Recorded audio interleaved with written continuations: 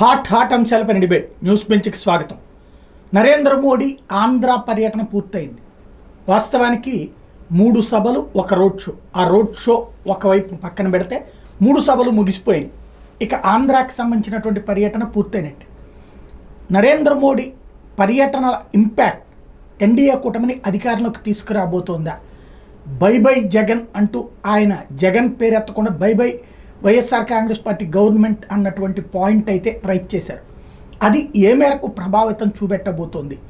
రాబోయేటువంటి రాజకీయ యవనిక మీదన ఒకవైపున వైసీపీ ఒంటరి పోరాటం, రెండో వైపు ఎన్డీఏ కూటమి బలంగా, మరొక వైపున కాంగ్రెస్ పార్టీ కూటమి, ఈ అన్నిటి మధ్యన నరేంద్ర మోడీ ఇంపాక్ట్ ఏ మేరకు అధికారాన్ని తేబోతోంది?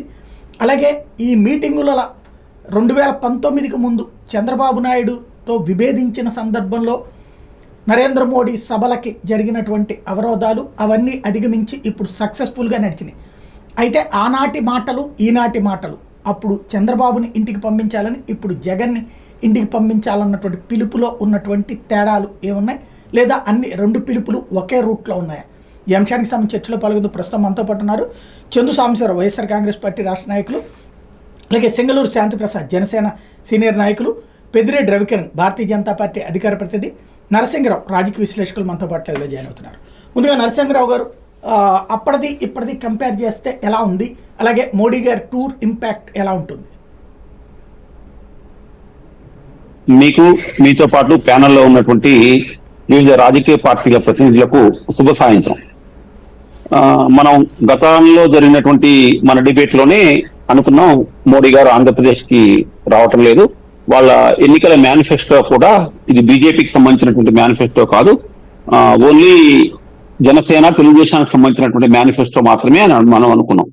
సరే, ఏ తర్వాత మనం ఏమని అనుకోనివ్వండి, ఫైనల్ గా ఇంకొక 2-3 రోజుల్లో శనివారంతో ప్రచారం పూర్తి అవుతుంది అనగా నరేంద్ర మోడీ గారు ఈ రోజు ఆంధ్రప్రదేశ్ లో పర్యటన చేశారు.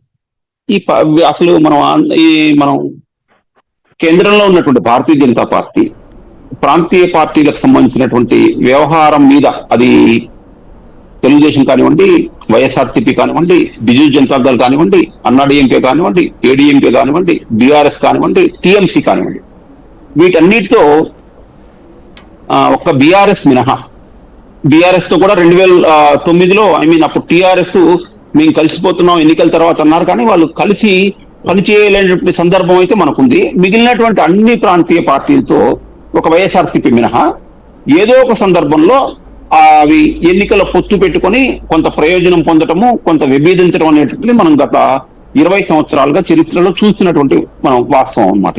అంటే ఏంటంటే దానికి ప్రధానమైనటువంటి శక్తులు భారతీయ జనతా పార్టీ, కాంగ్రెస్ మాత్రమే. ప్రాంతీయ పార్టీలు ఉన్నటువంటి చోట బీజేపీ ఎదుగుదలకి, బీజేపీ పోరాట పటిమాను, తర్వాత ప్రాంతీయ పార్టీలు ఉన్న చోట బీజేపీ ఎదుగుదల లేకపోతే పోరాట పటిమను చూసినట్లయితే మనకు ఆ తేడా చాలా స్పష్టంగా కనిపిస్తుంది. ఎక్కడో 1-2 చోట్ల తప్ప. మనం ఇంత 1-2 చోట్ల అనుకున్నటువంటి బెంగాల్లో కూడా మన జరిగినటువంటి 2022లో జరిగినటువంటి ఎన్నికల్లో బీజేపీ చతికిల పడిపోయి ప్రాంతీయ పార్టీ అయినటువంటి తృణమూల్ కాంగ్రెస్ అధికారంలోకి వచ్చింది. అంటే ఈ దృక్పథం ఎందుకు అంటే వాళ్ళ కాన్సన్ట్రేషన్ కాంగ్రెస్ మీద ఉంటుంది. కాంగ్రెస్ ని నిర్వీర్యం చేయాలి, కాంగ్రెస్ ని బలహీనపరచాలి, కాంగ్రెస్ ని మానసికంగా ప్లస్ అన్ని రకాలుగా ఇబ్బంది పెట్టాలనేటువంటిది వాళ్ళ లక్ష్యం. ఇందులో భాగంగానే వాళ్ళు మనం తెలుగుదేశంతో పార్టీతో పొత్తు పెట్టుకున్నారు తప్ప వాళ్ళ మధ్య ఏ విధమైనటువంటి మానసిక ఒప్పందాలు జరగలేదు అనేటువంటిది నేను ఇప్పటికీ కూడా చాలా ప్రగాఢంగా విశ్వసిస్తాను. కారణం ఏంటంటే అంతకుముందు ఒక 1 నెల రోజులు, అంటే మార్చి 8, 9, 10 తారీఖులలో మా చంద్రబాబు నాయుడు ఢిల్లీ వెళ్ళి అమిత్ షాతో మాట్లాడి 3 రోజుల పాటు కూర్చొని పొత్తు పెట్టుకున్నారు. ఆ పొత్తుకు ముందు ఒక 15 రోజుల పాటు, 20 రోజుల పాటు మనం ఒకసారి చూసుకున్నట్లయితే డికే శివకుమార్ తోని చంద్రబాబు నాయుడు కలవటం జరిగింది. అంటే కాంగ్రెస్ పార్టీ ఒక సిగ్నల్స్ ఇచ్చింది, మేము మీతో పొత్తుకు రెడీగా ఉన్నామని చెప్పేసి. చంద్రబాబు కూడా ఏంటంటే జగన్ ని ఎదుర్కోవటం కోసం ఒక ఊతం కావాలి. ఆ ఊతం అంటే అతనికి ప్రయారిటీ అది నరేంద్ర మోడీ అవుతుందా, సోనియా గాంధీ అనేటువంటిది కాదు. అతనికి మొదట ఎవరో ఒక ఊతం కావాలి. ఆ ఊతం ఎందుకు అంటే జాతీయ మీడియాలో అతనికి ఒక స్పేస్ కావాలి. జాతీయ మీడియాలో ఒక స్పేస్ కావడం కోసం పొత్తు పెట్టుకున్నాడు తప్ప బీజేపీ సైద్ధాంతిక భావజాలానికి అనుగుణంగానో, లేకపోతే నరేంద్ర మోడీ నాయకత్వాన్ని అంగీకరించో, లేకపోతే ఇంకోటో కాదు. ఇక్కడ భారతీయ జనతా పార్టీ ఈ యొక్క ఆలోచన విధానం కూడా ఏంటి, అతను మనం పొత్తు పెట్టుకోకపోతే అతను ఎట్లాగైనా కాంగ్రెస్ శిబిరంలోకి వెళ్తాడు. ఈ కాంగ్రెస్ శిబిరంలోకి వెళ్తే ఏమైతుంది, దేశవ్యాప్తంగా ఒకసారి ఐఎన్డిఏ కూటమైనటువంటిది ఒక రకం, అంటే చంద్రబాబు నాయుడుతో వెంటనే ఇమీడియట్ గా భారతీయ జనతా పార్టీకి వచ్చేది లేదు, పోయేది లేదు. ఈ విషయం అందరికీ తెలుసు, చంద్రబాబుకు తెలుసు, నరేంద్ర మోడీకి తెలుసు, అమిత్ షాకు తెలుసు. కానీ అక్కడ ఏంటంటే ఈ పొత్తు పెట్టుకోగానే మీడియాలో ఒక రకమైనటువంటి హైప్ క్రియేట్ అవుతుంది. మనం ఒక 2 నెలలు 3 నెలల పాటు మీరు ఎక్కడికి పోవద్దు సాయి గారు, ఈనాడు ఆంధ్రజ్యోతి చూడండి, వాళ్ళ హెడ్డింగ్స్, వాళ్ళు పెట్టినటువంటి కథనాలు, వాళ్ళ వార్తలు చూడండి. ఒక మార్చి 8 తర్వాత, ముఖ్యంగా మార్చి 14 తర్వాత వాళ్ళ కథనాలు చూడండి. అంటే ఆ కథనాల్లో కొంత బీజేపీ వైపు పాజిటివిటీ కనపడింది. ఈ కనపడ్డ వరకు ఏంటంటే కామన్ తెలుగుదేశం ఓటర్ అప్పటిదాకా నరేంద్ర మోడీ తిట్టినటువంటి వాడు ఇప్పుడు ఏమనుకుంటాడంటే, ఓహో నరేంద్ర మోడీ ద్వారా మనం ఏదో కొంత ప్రయోజనం పొందుతున్నాము అని చెప్పేసి వాడు న్యూట్రల్ అవ్వడానికి. రెండోది ఏంటంటే ఈ మీడియా ద్వారా కొంత ఏదో యాంటీ కాంగ్రెస్ వైపు నుంచి వెళ్ళేటువంటి ఒక ఆకర్షణ శక్తి అనేటువంటిది ఇటువైపు వెళ్ళడానికి కానీ న్యూట్రల్ ఉండడానికి ఆస్కారం ఉంటుంది అనేటువంటి ఉద్దేశంతో మాత్రమే భారతీయ జనతా పార్టీ టీడీపీతో పొత్తు పెట్టుకుంది అని నేను అనుకుంటా. నేను ఇంత చెప్పడానికి కారణం ఏంటంటే, వాళ్ళు ఎక్కడ కూడా అంటే గతంలో చంద్రబాబు నాయుడు తిట్టినట్లుగా, విమర్శలు చేసినట్లుగా ఈ యొక్క అమిత్ షా కానివ్వండి, నరేంద్ర మోడీ కానివ్వండి, జగన్ పట్ల వాళ్ళ యొక్క వైఖరి ఆ విధంగా అయితే కనపడలేదు. కారణం ఏంటంటే, ఆంధ్రప్రదేశ్ నుంచి గెలిచేటువంటి 25 ఎంపీలు ఎవరున్నా కూడా కేంద్రంలో భారతీయ జనతా పార్టీకి తప్పనిసరిగా మద్దతు ప్రకటించాల్సినటువంటి అవసరం ఉంది అనేటువంటిది ఈ 2 పార్టీల వాళ్ళు పార్టీ వాళ్ళు అనుకుంటున్నటువంటి నేపథ్యమే దీనికి కారణం. కాబట్టి వాళ్ళు మీ ఎన్నికల మేనిఫెస్టో కూడా ఏమన్నారు, మేము మీతో పొత్తు పెట్టుకుంటున్నాం కానీ ఆ మేనిఫెస్టోకి మేము దూరం అన్నారు. అసలు ఇది ఒక ప్రపంచంలో ఎన్నికల వింత. ఒక 2 పార్టీలు, 3 పార్టీలు కలిసి కూటమిగా పోటీ చేయడం ఏంటి, ఆ మేనిఫెస్టో మాకు సంబంధం లేదంటే అనేటువంటిది ఏంటి అంటే, ఎందుకు సంబంధం లేదన్నారు అంటే అక్కడేమో మళ్ళీ అదే అమలు సాధ్యం కానటువంటి మేనిఫెస్టో. ఈ అమలు సాధ్యం కాని మేనిఫెస్టో అప్పుడు మళ్ళీ మీరు బయటికి రావచ్చు కదా అంటే, బయటకు వస్తే రాజకీయ సమీకరణాలు ఏం మారుతాయో అంటే, ఎవరికి ఉండాల్సినటువంటి భయం వాళ్ళకుంది, ఎవరికి ఉండాల్సినటువంటి ఆందోళన వారికి ఉన్నప్పుడు ఏమవుతుందంటే కొంత కాంప్రమైజ్ కనపడుతుంటారు. మళ్ళీ వాళ్ళకి సంబంధించినటువంటి స్పెషల్ ఎజెండా ఏదైతుందో ఆ ఎజెండాని బయటకు చెప్తుంటారు. స్థూలంగా నాకు అర్థమైనంత వరకు, నరేంద్ర మోడీకి సంబంధించినంత వరకు, ఆంధ్రప్రదేశ్ రాజకీయాల వరకు ఇది అనేటువంటిది నేను భావిస్తున్నాను. రైట్. ప్రస్తుతం మనతో పాటు వైఎస్ఆర్ కాంగ్రెస్ పార్టీ నుండి చుండూరు సుందరరామ శర్మ జాయిన్ అవుతున్నారు. చిన్న పొరపాటు జరిగింది, చంద్ర సంవత్సరం గారు. చుండూరు సుందరరామ శర్మ గారు, శర్మ గారు, ఈవేళ వైఎస్ఆర్ కాంగ్రెస్ పార్టీకి బై చెప్తున్నారు నరేంద్ర మోడీ గారు రాజంపేట సభలో. సిద్ధమవుతున్నదా, ప్యాక్ చేసుకుంటున్నారా? సాయి గారు, మీకు ప్యానల్లో ఉన్న మిత్రులందరికీ నమస్కారం. నరేంద్ర మోడీ గారు బై చెప్పేది చంద్రబాబుకే, మాకు గారు. ఎందుకంటే ఇప్పుడు డబుల్ ఇంజన్ ఆయన ఈయన తేల్చుకోవాల్సింది కూడా వాళ్ళిద్దరే. ఎందుకంటే 2014లో బాబు మోడీ జోడీ అని చెప్పనని మేనిఫెస్టోలో కూడా 3 బొమ్మలు పెట్టుకుని, ఇంకేముంది అక్కడ మోడీ గారు ఇక్కడ బాబు గారు వస్తే పోలవరం అని చెప్పనని, తర్వాత ఢిల్లీని తలదన్నిన రాజధానులు అని చెప్పనని, ప్రత్యేక హోదా, విభజన చట్టం అన్నీ చెప్పేశారు. చెప్పేసిన తర్వాత 16లోనే అనుకుంటాను పవన్ కళ్యాణ్ గారు బయటకు వెళ్ళిపోయాడు, 18లోనే ఎప్పుడో ఈయన బయటకు వెళ్ళిపోయాడు. సరే, ఇవాళ మళ్ళా వచ్చారు. వచ్చినందుకు మనకేమి ఇబ్బంది ఏం లేదు, వచ్చారు. ఇప్పుడే మన నరసింహరావు గారు చెప్పిన దాంట్లో నేను కూడా మొదటి నుంచి చెప్పింది కూడా కొంతవరకు అదే టాలీ అవుతాం. ఇవాళ భారతీయ జనతా పార్టీ ఆంధ్రప్రదేశ్ లో వాళ్ళకి అవకాశం కోసం చూస్తున్నారు. ఆ అవకాశం ఎట్లా వస్తుంది అని చెప్పంటే, జగన్ గారి దగ్గర నుంచి వచ్చే ప్రసక్తి లేదు.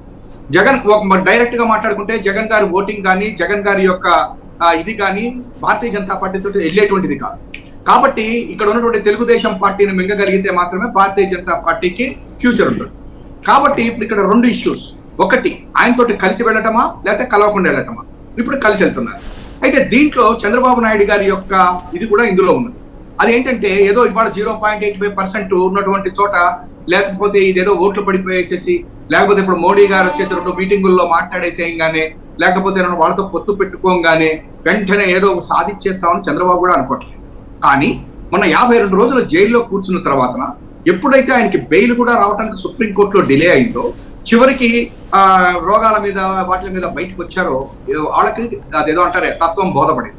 వాళ్ళు ఇప్పుడు మోడీ గారిని పట్టుకున్నారు. అయితే మోడీ గారు వాళ్ళు చూసింది ఏంటంటే, ఇప్పుడు నరసింహరావు గారు చెప్పినట్టుగా ఇతన్ని కనుక మనం వదిలేసేటట్లయితే ఇతను డెఫినెట్ గా కాంగ్రెస్ పార్టీతో వెళ్తాడు. ఆల్రెడీ ఇప్పుడు కూడా కాంగ్రెస్ తోటే ఉన్నాడు ఆయన.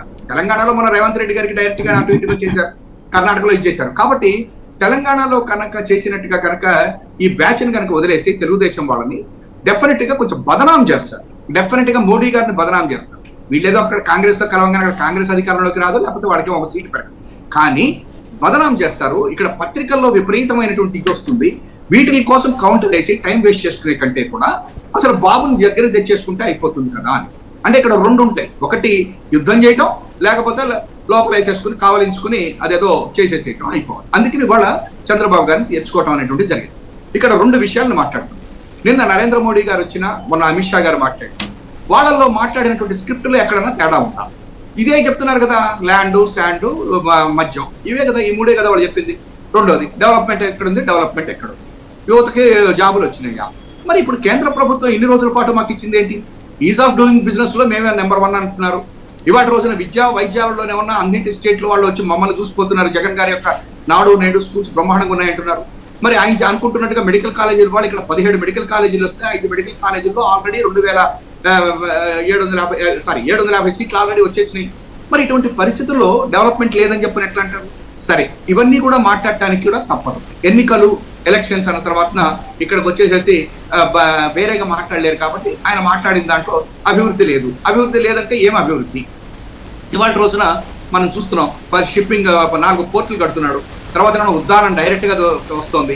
ఇవన్నీ చూసిన తర్వాత కూడా ఎట్లా మాట్లాడతారు? రెండోది, గడ్కరీ గారే వచ్చారు, నిన్న విజయవాడ వచ్చారు. ఆ విజయవాడలో ఆ యొక్క ఫ్లైఓవర్ ఏదైతే అవన్నీ ఉన్నాయో అవన్నీ పూర్తి చేశారు. అవన్నీ ఇద్దరు కలిపి పూర్తి చేశామని చెప్పారు కదా. అటువంటి పరిస్థితుల్లో అభివృద్ధి లేదు అని చెప్పిన ఆయన ఊరికి తప్పదు అన్నాడు. ఇక నెక్స్ట్ అవినీతి గురించి మాట్లాడుతున్నారు. కాకపోతే ఒకటి బాధాకరమైనటువంటి విషయం ఏంటంటే, నాకు ఇవాళ ఒక పెద్ద ఇప్పుడే నేను విజయవాడ పోయి వస్తూ ఉన్నాను, మా మీటింగ్ జరిగితే నేను చూస్తుంటే ఒక పెద్ద డాక్టర్ గారు ఒక మాట అన్నారు నాతో. నాకు మోడీ గారు అంటే చాలా ఇష్టం శర్మ గారు, నేను జగన్ గారికే ఓటేస్తాను, డైరెక్ట్ గానే జగన్ గారు అంటే నాకు ఇష్టం, ఆయనకి నేను ఓటేసుకుంటాను, కానీ మోడీ గారి మీద నాకు చాలా గౌరవం భారత ప్రధానిగా, కానీ ఆయన కూడా ఈ రకంగా మాట్లాడారు ఏంటి అన్న. అదేమిటండి, ఏం మాట్లాడారు అన్న అడిగితే ఆయన ఇదే చెప్తున్నారు, అవినీతి అంటారేంటి? ఆ పక్కన కూర్చున్న వాళ్ళు ఎవరు? అసలు వాళ్ళందరినీ ఎందుకు చేర్చుకున్నారు? వాళ్ళందరికీ కదా సీట్లు ఇచ్చింది. నిజమైన భారతీయ జనతా పార్టీ వాళ్ళు ఎవరికైనా సీట్లు ఇచ్చారా? ఏమిటి అసలు ఇది? ఇట్లా ఆయన కూడా చేస్తుంటే మాకు కొంచెం బాధగా ఉంది. రాజకీయాల్లో విలువలు తగ్గుతున్నాయి. భారతీయ జనతా పార్టీ అంటే విలువలతో కూడిన అని చెప్పని మేము అంతా చిన్నప్పటి నుంచి అనుకున్నాం. Is almost 75%. అంటే ఇక్కడ ఉన్నటువంటి చాలా మందికి నిన్న నరేంద్ర మోడీ గారు ఎప్పుడైతే ఆయన పేరెంట్ చంద్రబాబు నాయుడు గారు డబుల్ ఇంజన్ సర్కార్ అభివృద్ధి అన్నారో, మరి 2014 నుంచి 19 వరకు చూశారు. ఆయన తిట్టిన తిట్లు విన్నారు. మోడీ గారు వచ్చి ఏం మాట్లాడారో విన్నారు. పోలవరం ATM అని చెప్పిన ఆయన చెప్పారు, కానీ పోలవరం మొత్తానికి నేను 15,000 కోట్లే ఇచ్చానన్నారు, కానీ కావాల్సింది 55,000 కోట్లు, కానీ మరి మిగతా 40,000 కోట్లు ఎప్పుడు ఇస్తారు? ఇవన్నీ కూడా ఒక్కసారిగా ఆయన అనవసరంగా ఆయన మీదకి ఆయన తెచ్చుకున్నట్టుగా అయింది. సరే, రాజకీయాలు తప్పదు, ఆయన వచ్చారు, మాట్లాడారు, వెళ్ళారు. అందువల్ల మాకు ఎటువంటి ఇబ్బంది లేదు. చివరిగా నేను ఒక్కటి మాత్రమే, నిన్న అమిత్ షా గారు మాట్లాడినప్పుడు కొంచెం బాధ వేసింది. అదేంటంటే కొంచెం ఆయన ఎక్స్ట్రీమ్కి వెళ్ళి మాట్లాడారా అని కూడా అనిపించింది. ఒక్క విషయమే ఇవన్నీ మాట్లాడివ్వండి. అవినీతి, వారసత్వం. ఇప్పుడు వారసత్వం కాదా? ఇప్పుడు వాళ్ళు అంటున్నారు అవినీతి, వారసత్వం అని చెప్పని రాహుల్ గాంధీని అక్కడ తిట్టి వచ్చారు. మరి ఇక్కడ వారసత్వం కాదా? ఇక్కడ కూర్చుని లోకేష్ పక్కన కూర్చోబెట్టుకున్నప్పుడు, లేకపోతే చంద్రబాబు పక్కన కూర్చోబెట్టుకున్నప్పుడు వారసత్వం కాదా? కాకపోతే అవన్నీ సరే రాజకీయాల కింద పక్కన వెళ్తే, అమిత్ షా గారు ఒక మాట అన్నారు. మేము అది నిన్న మోడీ గారు ఏమన్నా ఓన్లీ రాహుల్ గాంధీని పిలిచాము, అయోధ్య రామ మందిరం స్క్రిప్ట్ ఒకటే ఉన్నది. మీరు చూస్తే స్క్రిప్ట్ సేమ్ స్క్రిప్ట్, పురంధరేశ్వరి గారు చదివిన, పవన్ కళ్యాణ్ గారు చదివిన, అందరు చదివిన ఒకటే స్క్రిప్ట్. సరే, దాని వరకు పడాలి. కానీ ఇది కొత్తగా వీళ్ళు చదివిన దాంట్లో నిన్న అమిత్ షా గారు వాళ్ళిద్దరిని, జగన్ గారిని కూడా యాడ్ చేశారు. చాలా బాధాకరమైన విషయం ఏంటంటే, రాముడు అనేటువంటి ఇది ఈ దేశంలో ఉన్నటువంటి వాడు ముస్లిం అయినా, హిందూ అయినా, క్రిస్టియన్ అయినా అందరినీ ఇచ్చేస్తారు. నేను ఇక్కడ కొంతమందికి ఆ యొక్క అక్షంతలు తీసుకుని వెళ్తే, ఇంక్లూడింగ్ మా గుంటూరు 1లో ఉన్నటువంటి ఎమ్మెల్యే, ఇప్పుడు ఉన్నటువంటి ఎమ్మెల్యే వాళ్ళందరూ బ్రహ్మాండమైన ఇది సభలు పెట్టి వెళ్ళారు. ఈ దేశంలో ఉన్నటువంటి ప్రతి ఒక్కరూ కూడా రాముడు అనేటువంటి దాని కిందనే అనుకుంటారు. ప్రతి తల్లి నాకు రాముడు లాంటి కొడుకు కావాలనుకుంటుంది. ప్రతి వీళ్ళు కూడా మాకు ఇది కావాలని కోరుకుంటారు. రాముడు అనేటువంటి మన దేశానికి చిహ్నం, అది ఒక రకం. కానీ దానికి రాలేదు అని చెప్పని మాట్లాడినందుకే కొంచెం చాలా ఇబ్బందికరంగా అనిపించింది. నలుగురు శంకరాచార్యులు కూడా రాలేదు, అంత మాత్రం నుంచి వాళ్ళని కూడా విమర్శిస్తారా? తప్పదు. అసలు వెళ్ళారు కదా ఏమండి, చంద్రబాబు పవన్ కళ్యాణ్ వెళ్ళారు కదా. అదే నేను అంటున్నది, చంద్రబాబు పవన్ కళ్యాణ్ వెళ్ళారు అంటే ఇందుకోసమే వెళ్ళారు. మేము వెళ్ళనంత మాత్రాన్ని నుంచి మీరు రాజకీయం చేయకూడదు కదా. రాజకీయం ఎందుకు అనుకోవాలి అంటే, ఆ సెంటిమెంట్ మేము అంగీకరించలేకపోతున్నామని కదా. జెరూసలేం అయితే వెళ్తుంటారు కదా. అంటే మరి జెరూసలం వెళ్ళటానికి, అయోధ్య రామ మందిరానికి నువ్వు పిలిస్తే మేము వెళ్ళాలా అంటే నేను విడిగా వెళ్ళకూడదా? వెళ్ళొచ్చు, తప్పలేదు. కానీ పోనీ ఇప్పటికైనా వెళ్ళలేదు కదా ఇప్పటి వరకు కూడా. నో మీరు ఒక్క నిమిషం. ఏంటి ఇది? అసలు ఎవరు పిలవాలి, ఎవరు పిలుస్తారు? అసలు అది ఎవరిది? అయోధ్య రామ మందిరం బీజేపీ ట్రస్ట్ వాళ్ళే కదా పిలిచింది, బీజేపీ కాదు పిలిచింది, ట్రస్ట్ వాళ్ళే పిలిచారు మిమ్మల్ని. ఆగండి. అక్కడే వచ్చింది ఇప్పుడు ప్రాబ్లం అంతా కూడా. దాని మీదనే మనం ఎక్కువగా డిస్కషన్ పెట్టండి, వేరే పెట్టండి. దాని మీద నాగూరు శంకరాచార్యులు గారు మాట్లాడినటువంటిది వచ్చింది. దాని మీద చాలా ఆరోపణలు ఎవరో కూడా తెలుసు మనకందరికి. అట్లా తెలుసు. మనం ఆ టాపిక్ దగ్గరికి వెళ్తే మీకు తెలుసు, నాకు తెలుసు. ఎందుకు అక్కడికి? కాదు అది కొంచెం కరెక్ట్ గా కాదు, అది మాత్రం కరెక్ట్ కాదు. శిలాన్యాసం తెరిచిందే రాజీవ్ గాంధీ. అట్లా పోవద్దు మనం దయచేసి. ఒకటి రాజకీయంగా ఉపయోగించుకోవద్దు. ఎన్నికల సభకు వచ్చి వాళ్ళిద్దరు రాలేదు అన్నటువంటిది తప్పు. అది నేను చెప్పాను. మామూలుగా వాళ్ళు వెళ్తారా లేదా కరెక్టా తప్ప అది వేరే విషయం. కానీ రాజకీయం ఇంతకీ మీరు అసలు పాయింట్ కి చెప్పట్లేదు. బై వైసీపీ అని చెప్పారు ఆయన. వస్తున్నాను సార్, నేను అదే వస్తున్నాను. ప్యాక్ యువర్ బ్యాగ్స్ అని చెప్తున్నారు. వస్తున్నాను సార్. ఇవాళ రోజున నరేంద్ర మోడీ గారు ఇప్పుడు వచ్చేసారు. నిన్న మొదట చిలకలూరుపేట మీటింగ్ లో మా వాళ్ళందరూ డిసప్పాయింట్ అయ్యారు. ఎవరు? మా తెలుగుదేశం మిత్రులు, పచ్చ మిత్రులందరూ డిసప్పాయింట్ అయ్యారు. ఆయన ఏంటి ఇట్లా మాట్లాడేళ్ళారు. నిన్న అమిత్ షా గారు వచ్చేసి చంద్రబాబు నాయుడు గారికి చేయి కూడా పట్టుకోకుండా పక్కన ఆయన పార్సారథి గారు అనుకుంటున్నారు, ఆయన ఎవరినో పిలిచి ఆయన చేతెత్తి ఆయన వెళ్ళిపోయి, మేము వెళ్ళిపోయిన తర్వాత చంద్రబాబు మాట్లాడతాడు అన్న అంత డిసప్పాయింట్ అయ్యాడు. నిన్న పోనీ మన మోడీ గారు అన్న వింటాడేమో ఆయన స్పీచ్ అని చెప్పారు అనుకుంటే ఆయన కూడా వచ్చాడు, గబగబా మాట్లాడేశాడు. మీరు అందరూ ఎవరు వెళ్ళమాకండి ఇది అని చెప్పని ఆయన వెళ్ళిపోయాడు. నేను ఇవాళ ఒక్కటే క్వశ్చన్ అడుగుతున్నా. ఆయన ఏదో వీళ్ళు రాసిచ్చిన బై అని చెప్పంటే ఇప్పుడు మోడీ గారిని కూడా బై అని చెప్పనని రాహుల్ గాంధీ కూడా అంటున్నాడు. రాహుల్ గాంధీ కూడా బై అంటున్నాడు. దాన్ని బట్టి ఆలోచించుకోవాల్సింది వాళ్ళే, ఎవరు బై అంటే ఏది కరెక్టా అని చెప్పి. ఇవాళ ఇంకొకటి కూడా ఫైనల్ గా ఒక్క మాట నేను చెప్పదలుచుకుంది, ఒక్క మాట. ఇవాళ రోజున ఆంధ్రప్రదేశ్ లో ఈ రోజు వరకు అవినీతి గురించి జగన్మోహన్ రెడ్డి గారిని 5 సంవత్సరాలలో ఏ ఒక్క కేంద్ర మంత్రి అయినా ఏదో ఎన్నికలో లేకపోతే మా ఇంతకు ముందు విశాఖపట్నం ఎక్కడికో వచ్చి మాట్లాడిందే తప్ప ఈ రోజు వరకు మా పథకాల మీద అవినీతి గురించి మాట్లాడాలి. ఇవాళ ఈ ల్యాండ్ శాండ్ మద్యం అంటే ఇవాళ మధ్యప్రదేశ్, నాకు గుర్తున్నంత వరకు మధ్యప్రదేశ్ లో 1-2 భారతీయ జనతా పార్టీ యొక్క రాష్ట్ర ప్రభుత్వాలు అసలు మద్యం మీద ఆధారపడి ఉన్నట్టుగా కూడా ఉన్నాయి. అంత రెవెన్యూ తోటి ఉన్నాయి వాడి వాళ్ళ. కాబట్టి ఇవాళ నరేంద్ర మోడీ గారు వచ్చి ఆయన పొలిటికల్ గా మాట్లాడుకున్నందుకు ఎటువంటి అభ్యంతరము లేదు. ఆయన వచ్చి ఓన్లీ ఆ బీజేపీ 2-3 చోట్ల ఆయన వచ్చేసి మాట్లాడేసేగానే భయము లేదు. మోడీ గారిని 2014లోనే భయపడలేదండి జగన్మోహన్ రెడ్డి గారు. 2014లోనే భయపడలేదు. ముగ్గురు కలిపి వెళ్ళారు. ఏం చేశారో మన అందరికీ తెలుసు. సరే, ఆయన 5 లక్షల ఓట్ల తేడాతో ఓడిపోయాడు. ఓడిపోయిన వెంటనే చంద్రబాబు లాగా వెళ్ళిపోయి వాళ్ళ కాళ్ళు పట్టుకోలేదు కాదు. 2019లో ముగ్గురిని నిలబెట్టి వాయించేశాడు. చూశారు కదా, ముగ్గురిని నిలబెట్టి వాయించేశాడు. ఒక్కడ కూడా మిగల్లా 0.85%, 23 సీట్లు ఈ పరిస్థితికి వెళ్ళిపోయారు. అటు భయము అనేటువంటిది జగన్మోహన్ రెడ్డి దగ్గర లేదు. నెంబర్ 1. నెంబర్ 2, ఇవాళ రోజున నరేంద్ర మోడీ గారు ఇక్కడికి వచ్చేసి ఆంధ్రప్రదేశ్ బై అంటే ఇవాళ భారతీయ జనతా పార్టీకి ఉన్నటువంటి క్యాండిడేట్లు ఎంతమంది, పోటీ చేస్తున్న వాళ్ళు ఎంతమంది, వాళ్ళకి ఇదేంటి అవన్నీ ప్రజలు చూడరా? చూసే ఇవాళ నరేంద్ర మోడీ గారిని ఆయన వచ్చినటువంటి గౌరవాన్ని తగ్గించుకున్నాడు అనేటువంటిది వాళ్ళ ప్రజల్లో వచ్చినటువంటి మాట వాస్తవం. ఆయన ఏదో వాళ్ళు రాసిచ్చారు బై అన్నాడు. ఆ బై ఆయనకి ఇప్పుడు అది కూడా మీకు చెప్తా. సార్ చంద్రబాబు నాయుడు గారిది 2019లో కూడా ఇద్దరు అనుకున్నారు బై అని చెప్పని, నేను సీటు ఖాళీ చేసి గుజరాత్ వెళ్ళాలని, ఇట్లాంటి వాళ్ళిద్దరి మధ్య కూడా జరిగినాయి. కాబట్టి వీళ్ళ యొక్క మాటలకి శాంక్టిటీ లేదు. నరేంద్ర మోడీ గారు ఆయనకు ఉన్నటువంటి గౌరవాన్ని ఆంధ్రప్రదేశ్ ప్రజలు ఆయన పర్సనల్ గా ఆయన మీద ఉన్నటువంటి గౌరవం పార్టీలకు అతీతంగా అది కొంచెం నేను తగ్గించుకున్నట్టుగా కనిపించింది. రైట్. శాంతి ప్రసాద్ గారు, ఏ అంశాలు మాట్లాడమంటారు సాయి గారు? మోడీ గారి ఇంపాక్ట్ ఎలా ఉంటుంది ఇప్పుడు ప్రజెంట్ ఎలక్షన్ మీద? ఆయన చెప్పిన బై కాన్సెప్ట్ ఏమేత్తరు ప్రభావం చూపెట్టబోతుంది? చింతామణి నాటకంలో సిద్ధిశెట్టి డైలాగ్, కొట్టింది ఎవరో తెలియదు కానీ లేవదీసిన మటుకు నన్నే అని. ఇప్పుడు మా రామశర్మ గారు మాటలన్నీ అట్లానే ఉంది. ఏదో పదఢాంబికంతో గంభీరంగా మాట్లాడి ప్లీజ్ వ్యక్తిగతంగా వెళ్ళద్దు. కాదు మరి ఆయన తప్పండి, అది వాడటమే తప్పు సార్. రైట్ చెప్పనండి. కాదు, అటువంటి వాడటం తప్పు. దమ్ముధైర్యం ఉంటే పరనాశనం దావేస్తూ సామే చెప్పండి. నీకు దమ్ముధైర్యం ఉంటే పరనాశనం దావేస్తా చెప్పండి. లొకేషన్ కాదులే అయ్యా, నేను లొకేషన్ కాదు. చెప్పండి సార్, ప్లీజ్ వ్యక్తిగతంగా ఆయన మాట్లాడి. నేనేం దూరుతానేమో మళ్ళీ బాధపడతావు. మాట్లాడండి శాంతి ప్రసాద్ గారు. చింతామణి నాటకంలో సిద్ధిశెట్టి డైలాగ్, కొట్టింది ఎవడో తెలియదు కానీ లేవదీసిన నన్నే. ఎవరెవరితో అన్నారు అది మాట నేను చెప్పలేపా. భుజాలు ఎందుకు తడుకున్నాడో దీన్ని బట్టి అర్థం కావట్లేదా? ఎవడెవడికి భయపడుతున్నాడు అనే దానికి. ఇప్పుడు చిలకలూరుపేట సభలో మొట్టమొదటి ఎన్నికల నోటిఫికేషన్ వచ్చిన తర్వాత జరిగిన మొట్టమొదటి కూటమి సభ. ఆ సభలో జగన్ రెడ్డిని కానీ లేకపోతే జగన్ రెడ్డి ప్రభుత్వాన్ని కానీ ఆంధ్రప్రదేశ్ పాలన గురించి కానీ నరేంద్ర మోడీ గారు ప్రధాని హోదాలో ఎటువంటి మాట మాట్లాడలేదు అని టీకా తాత్పర్యాలు ఇచ్చింది ఎవరు? ఈ బ్యాచ్గా. ఇప్పుడు మన రాజమండ్రి కానీ అనకాపల్లిదే కానీ ఇవాళ పీలేరులోనే కానీ మాట్లాడితే మళ్ళీ భుజాలు తడుకుంటుంది ఎవరు? ఇక్కడ మోడీ గారి వ్యక్తిత్వం ఎవడి వల్ల పలచనవుద్దని వీళ్ళు భ్రమిస్తే అందుకనే చెప్పింది, కొట్టింది ఎవడో తెలియదు కానీ లేవదీసింది నన్నే అని. గుర్తు పెట్టుకో. అయోధ్య రామ మందిరం గురించి అంత తక్కువ మాట్లాడితే మీ ఆరోగ్యాలకు అంత మంచిది మీ జగన్ పార్టీ. ఇక్కడ రాముడు తల నరికేసిన తర్వాత కూడా ఏమి చేయని చేతగారి దద్దమ్మలో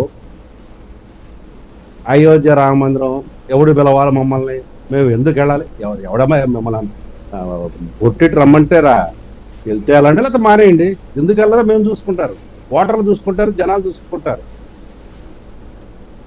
మిమ్మల్ని జెరూసలం కానీ బొట్టెట్టి పిలుస్తున్నారా, మీరు వెళ్తున్నారు సకుటుంబ సపరివారంగా. కాబట్టి అది అక్కడికి వదిలేసేస్తే ఆయన స్పష్టంగా చెప్పింది ఎన్డీఏ ప్రభుత్వం ఇక్కడ కూడా ఏర్పడబోతుంది అనేది మాట చాలా స్పష్టంగా చెప్పారు. ఓ డబుల్ ఇంజిన్ సర్కార్ అని కూడా చెప్పాడు. ఇది అవినీతి ప్రభుత్వం అని చెప్పాడు. ఇచ్చిన 5 సంవత్సరాల కాలాన్ని దుర్వినియోగం చేసుకున్నారని చెప్పాడు. ఈ యొక్క పాలనలో ఏ రకంగా ల్యాండ్ మాఫియా, ఈ లిక్కర్ మాఫియా జరుగుతుందో చెప్పారు. రాష్ట్రంలో అభివృద్ధి ఏ రకంగా లేదో ఆయన చెప్పుకుంటూ వచ్చారు. జలజీవన మిషన్ గురించి మాట్లాడారు, రైల్వే జోన్ గురించి మాట్లాడారు, ఉత్తరాంధ్ర వెళ్ళినప్పుడు ఇట్లా పలు అంశాలు, పోలవరం గురించి మాట్లాడారు. ఆయన మాట్లాడిన అంశం అంటూ లేదు. అమరావతి రాజధాని గురించి కూడాను ఆయన హింట్ ఇచ్చుకుంటూ మాట్లాడారు. ఇప్పుడు వీటిల్లో జగన్ రెడ్డి ప్రభుత్వం చేసిందేంటో చెప్పుకోవడం చేతకానప్పుడు వాళ్ళ మాటలు ఇట్లానే ఉంటాయి. ఇప్పుడు మా ఇందాక సుందరరామ శర్మ మాట్లాడినట్టుగానే ఉంటాయి. ఎప్పుడో 2019, అంతకుముందు 2014, ప్రజెంట్లో బతకండి రా బాబు, ఇంకా 4-5 రోజుల్లోనే ఓటింగ్ ఉంది, ఇప్పుడు మీరేం చేశారు, మేము మాట్లాడదాన్ని మీరేం కౌంటర్ చేస్తారంటే అబ్బాయి పవన్ కళ్యాణ్ గారిని పెట్టిందండి, 4వ పెళ్లి కూడా అయిందండి. ఎంతసేపు ఈ దిక్కుమాల మాటలే. అసలు ఆ సర్కిల్ దాడి బయటికి రారు వీళ్ళు. మోడీ గారు ఆ రోజు చంద్రబాబుని తిట్టారండి, అవినీతి పరుడు అన్నారండి, కుటుంబ పాలన అన్నారండి, పక్కన ఇవ్వడండి ఉన్నది. మీరు వదిలేస్తే అక్కడ వారు చర్చించిన అంశాలు చాలా మైన్యూట్ అంశాలు కూడా చర్చించారు. పులివెందుల అరటి అనే ఆ సమస్య కూడా ఆయన స్పృశించారు. అంటే ప్రధానమంత్రి గారు ఆయన నోటు ఏమంటే ఒక స్థానికమైన అంశం అది, కానీ దానికి అంతర్జాతీయ రిపర్కషన్స్ ఉంది. అక్కడ స్థానికంగా ఎంప్లాయ్మెంట్ క్రియేషన్, మీరు దాని మీద దృష్టి పెట్టాల. మీ సొంత నియోజకవర్గం మీద కూడా అయినా అది మీ దౌర్భాగ్య పరిస్థితి. అన్నమయ్య ప్రాజెక్టు కొట్టుకుపోయినంత దృష్టి పెట్టాల. ఒక రౌడీ మంత్రి గురించి మాట్లాడంటే ఆ పీలేరు నియోజకవర్గం, ఆ చిత్తూరు జిల్లా ప్రజలకు అతను ఏ రకంగా చేస్తున్నాడు అనే దాని మీద వెళ్ళిన ఫీడ్బ్యాక్ మరి ప్రధాని నరేంద్ర మోడీ గారి నోటంటే వచ్చిందంటే మీ దౌర్భాగ్య పాలన ఏ రకంగా జరిగిందనేది ఆయన వివరించి చెప్పారు. ఇప్పుడు కొడుకు తప్పు చేస్తే తండ్రి బాధ్యుడు అంటారు. నేరుగా జగన్ రెడ్డి తిట్టమంటే ఆయన తిడతానికి ఆయనకి పెద్ద అభ్యంతరం లేదు. మీ జగన్ రెడ్డి మొగడు అన్నారుగా, మీకు దమ్ము ధైర్యం ఉంటుంది మోడీ గారిని అడ్రస్ చేస్తూ మరి మోడీ గారు ఎంత తప్పు చేశాడు, ఎంత తప్పు చేశాడు, అంత నాశనం చేశాడు, ఎంత నాశనం చేశాడు, మీకు దమ్ము ధైర్యం ఉంటే చెప్పండి. మీరు చెప్పగల దమ్ము ఉంటే జగన్ రెడ్డి నోటమ్మడి చెప్పించండి, మగతనం ఉంటే చెప్పించండి. ఆడెవడో మంత్రి, ఈడెవడో మంత్రి, మా బందర సన్నాసి ఒకడు ఉంటాడు వాడు, లేకపోతే మా సుందరరాజు శర్మ లాంటి వాళ్ళు ఊకే నోరు తెలిసి తొడలు కొడుతుంటారు తప్పితే భాషని కంట్రోల్ చేయకుండా జగన్ రెడ్డి నోటమ్మటి ఎందుకు రాదు? స్టేచర్ ఎంత, సాయి గారు ఈ అంత స్టేచర్ ఎంత స్టేచర్ స్టేచర్ ఎంత సోనియా గాంధీ మీరు మాట్లాడే మీద మాటలు ఏంటి చెప్పండి సాయి గారు దయచేసి చెప్పండి అది అయ్యాక మీకు ఇచ్చినప్పుడు మీరు చెప్తురు కానీ సన్యాసి అంటాడు ఒక్క నిమిషం అదే సోనియా గాంధీ దగ్గర ఏ రకంగా కాంప్రమైజ్ అయ్యి బెయిల్ తెచ్చుకున్నాడని చెల్లి చెప్పింది. బెయిల్ కోసం ఏ రకంగా సాగిల పడ్డారు. టాపిక్ డైవర్ట్ అయిపోతుంది. మా ఓడు డైవర్ట్ చేసాక నేను వెళ్తున్నా. మా ఓడు పరిద్దాడు బయటికి వెళ్ళాడు కాబట్టి ఎవరు సాయి గారు డైవర్ట్ చేసింది? రైట్ ఇక్కడ డైవర్షన్ వద్దు. సాయి గారు రైట్ నేను చెప్తున్నాను, నేను మాట్లాడుతున్నాను. మీరు మధ్యలో మీ ఇద్దరు వ్యక్తిగతంగా కోపాలు తెచ్చుకుంటున్నారు. అది వ్యక్తిగత ఘర్షణ వాతావరణాలకు వెళ్తున్నారు. నిన్ను అడిగింది ఏంటి? ఒక్క నిమిషం మీరు ఆగండి నేను చెప్తున్నా. నరేంద్ర మోడీ నేను చెప్తున్నాను. మీకు ఏమైనా భయం ఏర్పడిందని అడిగితే వచ్చాం. రైట్ ఇక్కడ ఒకటండి, మనం దీంట్లో శాంతిప్రసాద్ గారు పాయింట్ ఏంటంటే ఇవాళ ఈ ఇంపాక్ట్ మీకు ఏ మేరకు అంటే ప్రధానమంత్రి వచ్చినటువంటి ఇంపాక్ట్ ఏ మేరకు సీట్లను పెంచే అవకాశం ఉంటుంది? సీట్లను పెంచడం అంటే ప్రభుత్వాన్ని కూలదొస్తుంటే అదే అనేది అంటే ఏ స్థాయిలో అంచనా వేస్తున్నారు అంటున్నా నేను అనేది. సీట్లను పెంచడం అంటే ఇప్పుడున్న సీట్లు పెరుగుతాయి అని కాదు, ప్రభుత్వంలోకి ఎంత సీట్లతో వచ్చే స్థాయికి రాబోతుంది. ఎవరి గురించి మాట్లాడు సార్, మేము అధికారంలో రాబోతుంది కూటమి, ఎన్డీఏ కూటమి అధికారంలో రాబోతుంది. అదే సార్ ఎన్ని సీట్లు గెలుస్తారు అంటున్నా. 13వ తారీఖు తర్వాత ఆ చిరు మందహాసం సంకరాకపోతుంది. అది కదా ఇప్పుడు మేము చెప్తున్నది. నేను అంటోంది అదే. సుమారు మొహం ఎక్కడ చిరునవ్వు కనపడుతుందా? ఎన్నికల మేనిఫెస్టో వైఎస్సీపీ ప్రకటించకాడించి అతను అధినేత మొహం చిరునవ్వు ఏ రోజున శాంతిప్రసాద్ గారు సరే ఇక మనం బందర్ వచ్చిన తర్వాత ఆయన ఇచ్చిన ప్రకటన ఏంటి? శాంతిప్రసాద్ గారు మా బందర్ వచ్చిన తర్వాత ఆయన ఇచ్చిన శాంతిప్రసాద్ గారు ఎక్కడికో వెళ్ళదు సార్. పద్దాక మీరు బందర్ తీసుకెళ్తారు. మనం బందర్ డిబేట్ చేయట్లేదు ఇప్పుడు. మనం బందర్ డిబేట్ చేయట్లేదు కదా. ఒక పాయింట్, మహేంద్రవరం ఇప్పుడు చంద్రబాబు గారి మొహంలో కూడా చిరునవ్వే ఉండట్లేదు, పవన్ కళ్యాణ్ గారి మొహంలో కూడా చిరునవ్వే ఉండట్లేదు. అందరూ ఆవేశంగానే మాట్లాడుకుంటున్నారు. కాబట్టి ఇప్పుడు చిరునవ్వుల గురించి మాట్లాడితే ఏముండదు. నేను అంటుంది సుమారు ఎన్ని సీట్లు సాధించగలుగుతారు అనుకుంటున్నారు? మోడీ రాకముందు ఎంత అనుకున్నారు, మోడీ వచ్చాక ఎంత అనుకుంటారు అన్నారు అంటున్నా. అది జస్ట్ సీట్లు అటు ఇటు తరబడతాయండి. సుమారు అటు ఇటు అవుతాయి. ఇప్పుడు 150, 23 అవుతాయి అంట. కూటమి రాబోతున్నాయి. ఇప్పుడు టీడీపీ కింద వచ్చిన వాళ్ళకన్నీ రాబోతున్నాయి. ఇంతకు ముందు ఎంత అనుకున్నారు మోడీ గారు రాకముందు? మోడీ గారు రాకముందు 120, 130 మధ్యలో అనుకున్నవి అవి 150 దాకా వెళ్ళే అవకాశాలు ఉన్నాయి. రైట్, అది నేను అడుగుతాను. రైట్, రవికిరణ్ గారు ఏంటి ఈ మొత్తం పరిణామాల మీద ఎట్లా ఆలోచిస్తున్నారు మీరు? సాయి గారు, ముందుగా మీకు తోటి ప్యానలిస్ట్ కి న్యూస్ బంధువుల శుభ సాయంత్రం అండి. ఇప్పుడు జగన్మోహన్ రెడ్డి గారి ప్రభుత్వం యొక్క వైఫల్యాలు, అలాగే చేస్తున్నటువంటి వివిధ మాఫియాలు, ల్యాండ్ వైన్ కుంభకోణాల గురించి మనం గత కొన్ని సంవత్సరాలుగా మాట్లాడుతున్నాం. అయితే స్పీచెస్ కూడా మనం చేస్తున్నాం. అయితే నరేంద్ర మోడీ గారి యొక్క ప్రసంగం చిలకలూరుపేట నుంచి పీలేరు వరకు ఈ 4 సభలు చూసుకుంటే ఏ రకంగా అయితే శంఖంలో పోస్తే కానీ తీర్థం కాదన్న విధంగా నరేంద్ర మోడీ గారు తన యొక్క ఉపన్యాసం ద్వారా ప్రభుత్వం, రాష్ట్ర ప్రభుత్వ వైసీపీ ప్రభుత్వం యొక్క వైఫల్యాలు, ఏ రకంగా ఒక శాండ్ వైన్ మాఫియాలు ఈ ప్రభుత్వాన్ని నడుపుతున్నారు. సో ఏ ఆకాంక్షల్లో అయితే ప్రజలు వైసీపీ ప్రభుత్వాన్ని ఎన్నుకున్నారో ఆ ఆకాంక్షల్ని పక్కన పెట్టి పేదల అభ్యున్నతి కాకుండా మాఫియాని డెవలప్ చేశారు అన్నది కూడా ఈ రోజు చెప్పడం జరిగింది. సో రాష్ట్ర ప్రభుత్వం యొక్క వైఫల్యాలు, కేంద్ర ప్రభుత్వ సహకారాన్ని కూడా ఏ రకంగా సద్వినియోగం చేసుకోవట్లేదు అన్నది స్పష్టంగా తెలియజేస్తూ, అలాగే మేము వస్తే కూడా ఏ రకంగా చేస్తాం. మోదీ గారు వారు చెప్పారు, మోదీ లక్ష్యం ఆంధ్రప్రదేశ్ రాష్ట్ర వికాసం, ఆంధ్రప్రదేశ్ రాష్ట్ర అభివృద్ధి మోదీ లక్ష్యం అని కూడా స్పష్టంగా తెలుగులో చెప్పారు. హిందీలో గారు తెలుగులో కూడా చెప్పడం జరిగింది. సో ఆంధ్రప్రదేశ్ రాష్ట్ర అభివృద్ధికి ప్రధానమంత్రి నరేంద్ర మోడీ గారు కట్టుబడి ఉన్నారు. రాష్ట్రం యొక్క పురోగమనం చెందాలంటే ఎన్డీఏ ప్రభుత్వం, కూటమి ప్రభుత్వం ఇక్కడ ఏర్పడాలి. వైసీపీ ప్రభుత్వానికి కౌంట్ డౌన్ స్టార్ట్ అయింది. ఈ యొక్క ఎన్డీఏ ప్రభుత్వానికి, కూటమి ప్రభుత్వానికి అవకాశం ఇవ్వమని చాలా స్పష్టంగా చెప్పారు. రాయలసీమ ప్రాంత అభివృద్ధికి కూడా ఆయన ఒక బ్లూ ప్రింట్, ఆయనకున్న కొంత సమయంలో ఒక బ్లూ ప్రింట్ కూడా ఇవ్వడం జరిగింది. ఏ రకంగా టమాటాకి క్లస్టర్లు ఏర్పాటు చేయడం, పులివెందుల్లో బనానా క్లస్టర్ ఏర్పాటు చేయడం, అలాగే ఎక్స్ప్రెస్ హైవేలు నిర్మాణం చేసుకున్నాం, అలాగే త్రాగునీటి మీద ప్రత్యేక శ్రద్ధ తీసుకుంటాను. అలాగే బుల్లెట్ ట్రైన్ విషయం కూడా చెప్పారు. బుల్లెట్ ట్రైన్ దక్షిణ భారతదేశం నిర్మాణం చేయబోతున్నాం, దానిలో ఆంధ్రప్రదేశ్ కూడా భాగం కాబోతుందని చెప్పింది. అలాగే వివిధ సాగునీటి ప్రాజెక్ట్స్ కూడా, అలాగే పోలవరం విషయం కూడా మా గతంలో కూడా చెప్పడం జరిగింది. అలాగే రైల్వే జోన్ విషయం కూడా చెప్పారు, మా భూ కేటాయింపులు చేయలేకపోయారు. సో మా ప్రభుత్వం వస్తే కూటమి ప్రభుత్వానికి అవకాశం ఇవ్వండి, తప్పనిసరిగా ఈ యొక్క మాఫియాలకి ఒక ట్రీట్మెంట్ ఇస్తామని కూడా చెప్పడం జరిగింది. సో ఈ యొక్క 4 ప్రసంగాల ద్వారా రాష్ట్ర ప్రజల్లో అయితే ఒక విశ్వాసాన్ని అయితే నింపాము. కేడర్లో అయితే హుషారైతే ఉత్సాహం అయితే ద్విగుణీకృతమైంది. ప్రజల్లో కూడా, రాష్ట్ర ప్రజల్లో కూడా విశ్వాసాన్ని, ఇది మోదీ గ్యారంటీ, అలాగే చంద్రబాబు నాయుడు గారి నాయకత్వం రాష్ట్రంలో, అలాగే పవన్ కళ్యాణ్ గారి విశ్వాసం, ఈ 3 అంశం ఏదైతే వారి చెప్పారో అది ప్రజల్లో బాగా నాటుకుంది. తప్పనిసరిగా రానున్న కూటమి ప్రభుత్వానికి ప్రజలకి ఒక విశ్వాసాన్ని అయితే పెంచగలిగాం. వచ్చేది మాత్రం కూటమి ప్రభుత్వం అని చెప్పి నేనైతే విశ్వసిస్తున్నాను. రైట్. ఇక్కడ జగన్ పేరు అంటే ఇంతకుముందు చంద్రబాబు గారికి సంబంధించి చూసాం 19 ముందు, అట్లాగే ఇప్పుడు కూడా వివిధ రాష్ట్రాలకు వెళ్ళినప్పుడు సిద్ధరామయ్య గురించినో, లేకపోతే కనుక ఇప్పుడు రేవంత్ ఆర్ఆర్ ట్యాక్స్ అనినో, లేకపోతే కనుక అక్కడ మమతా బెనర్జీ దగ్గరికి వెళ్తే దీదీ చేస్తున్నటువంటిదనినో, లేకపోతే క్రిందటిసారి చంద్రబాబుని సన్ రైజ్ స్టేటు, ఇట్లాంటివన్నీ మాట్లాడుకొచ్చారు. ఇక్కడికి వచ్చేటప్పటికి వైసీపీ గవర్నమెంట్ అన్నటువంటి పాయింటే ప్రధానంగా వాడారు.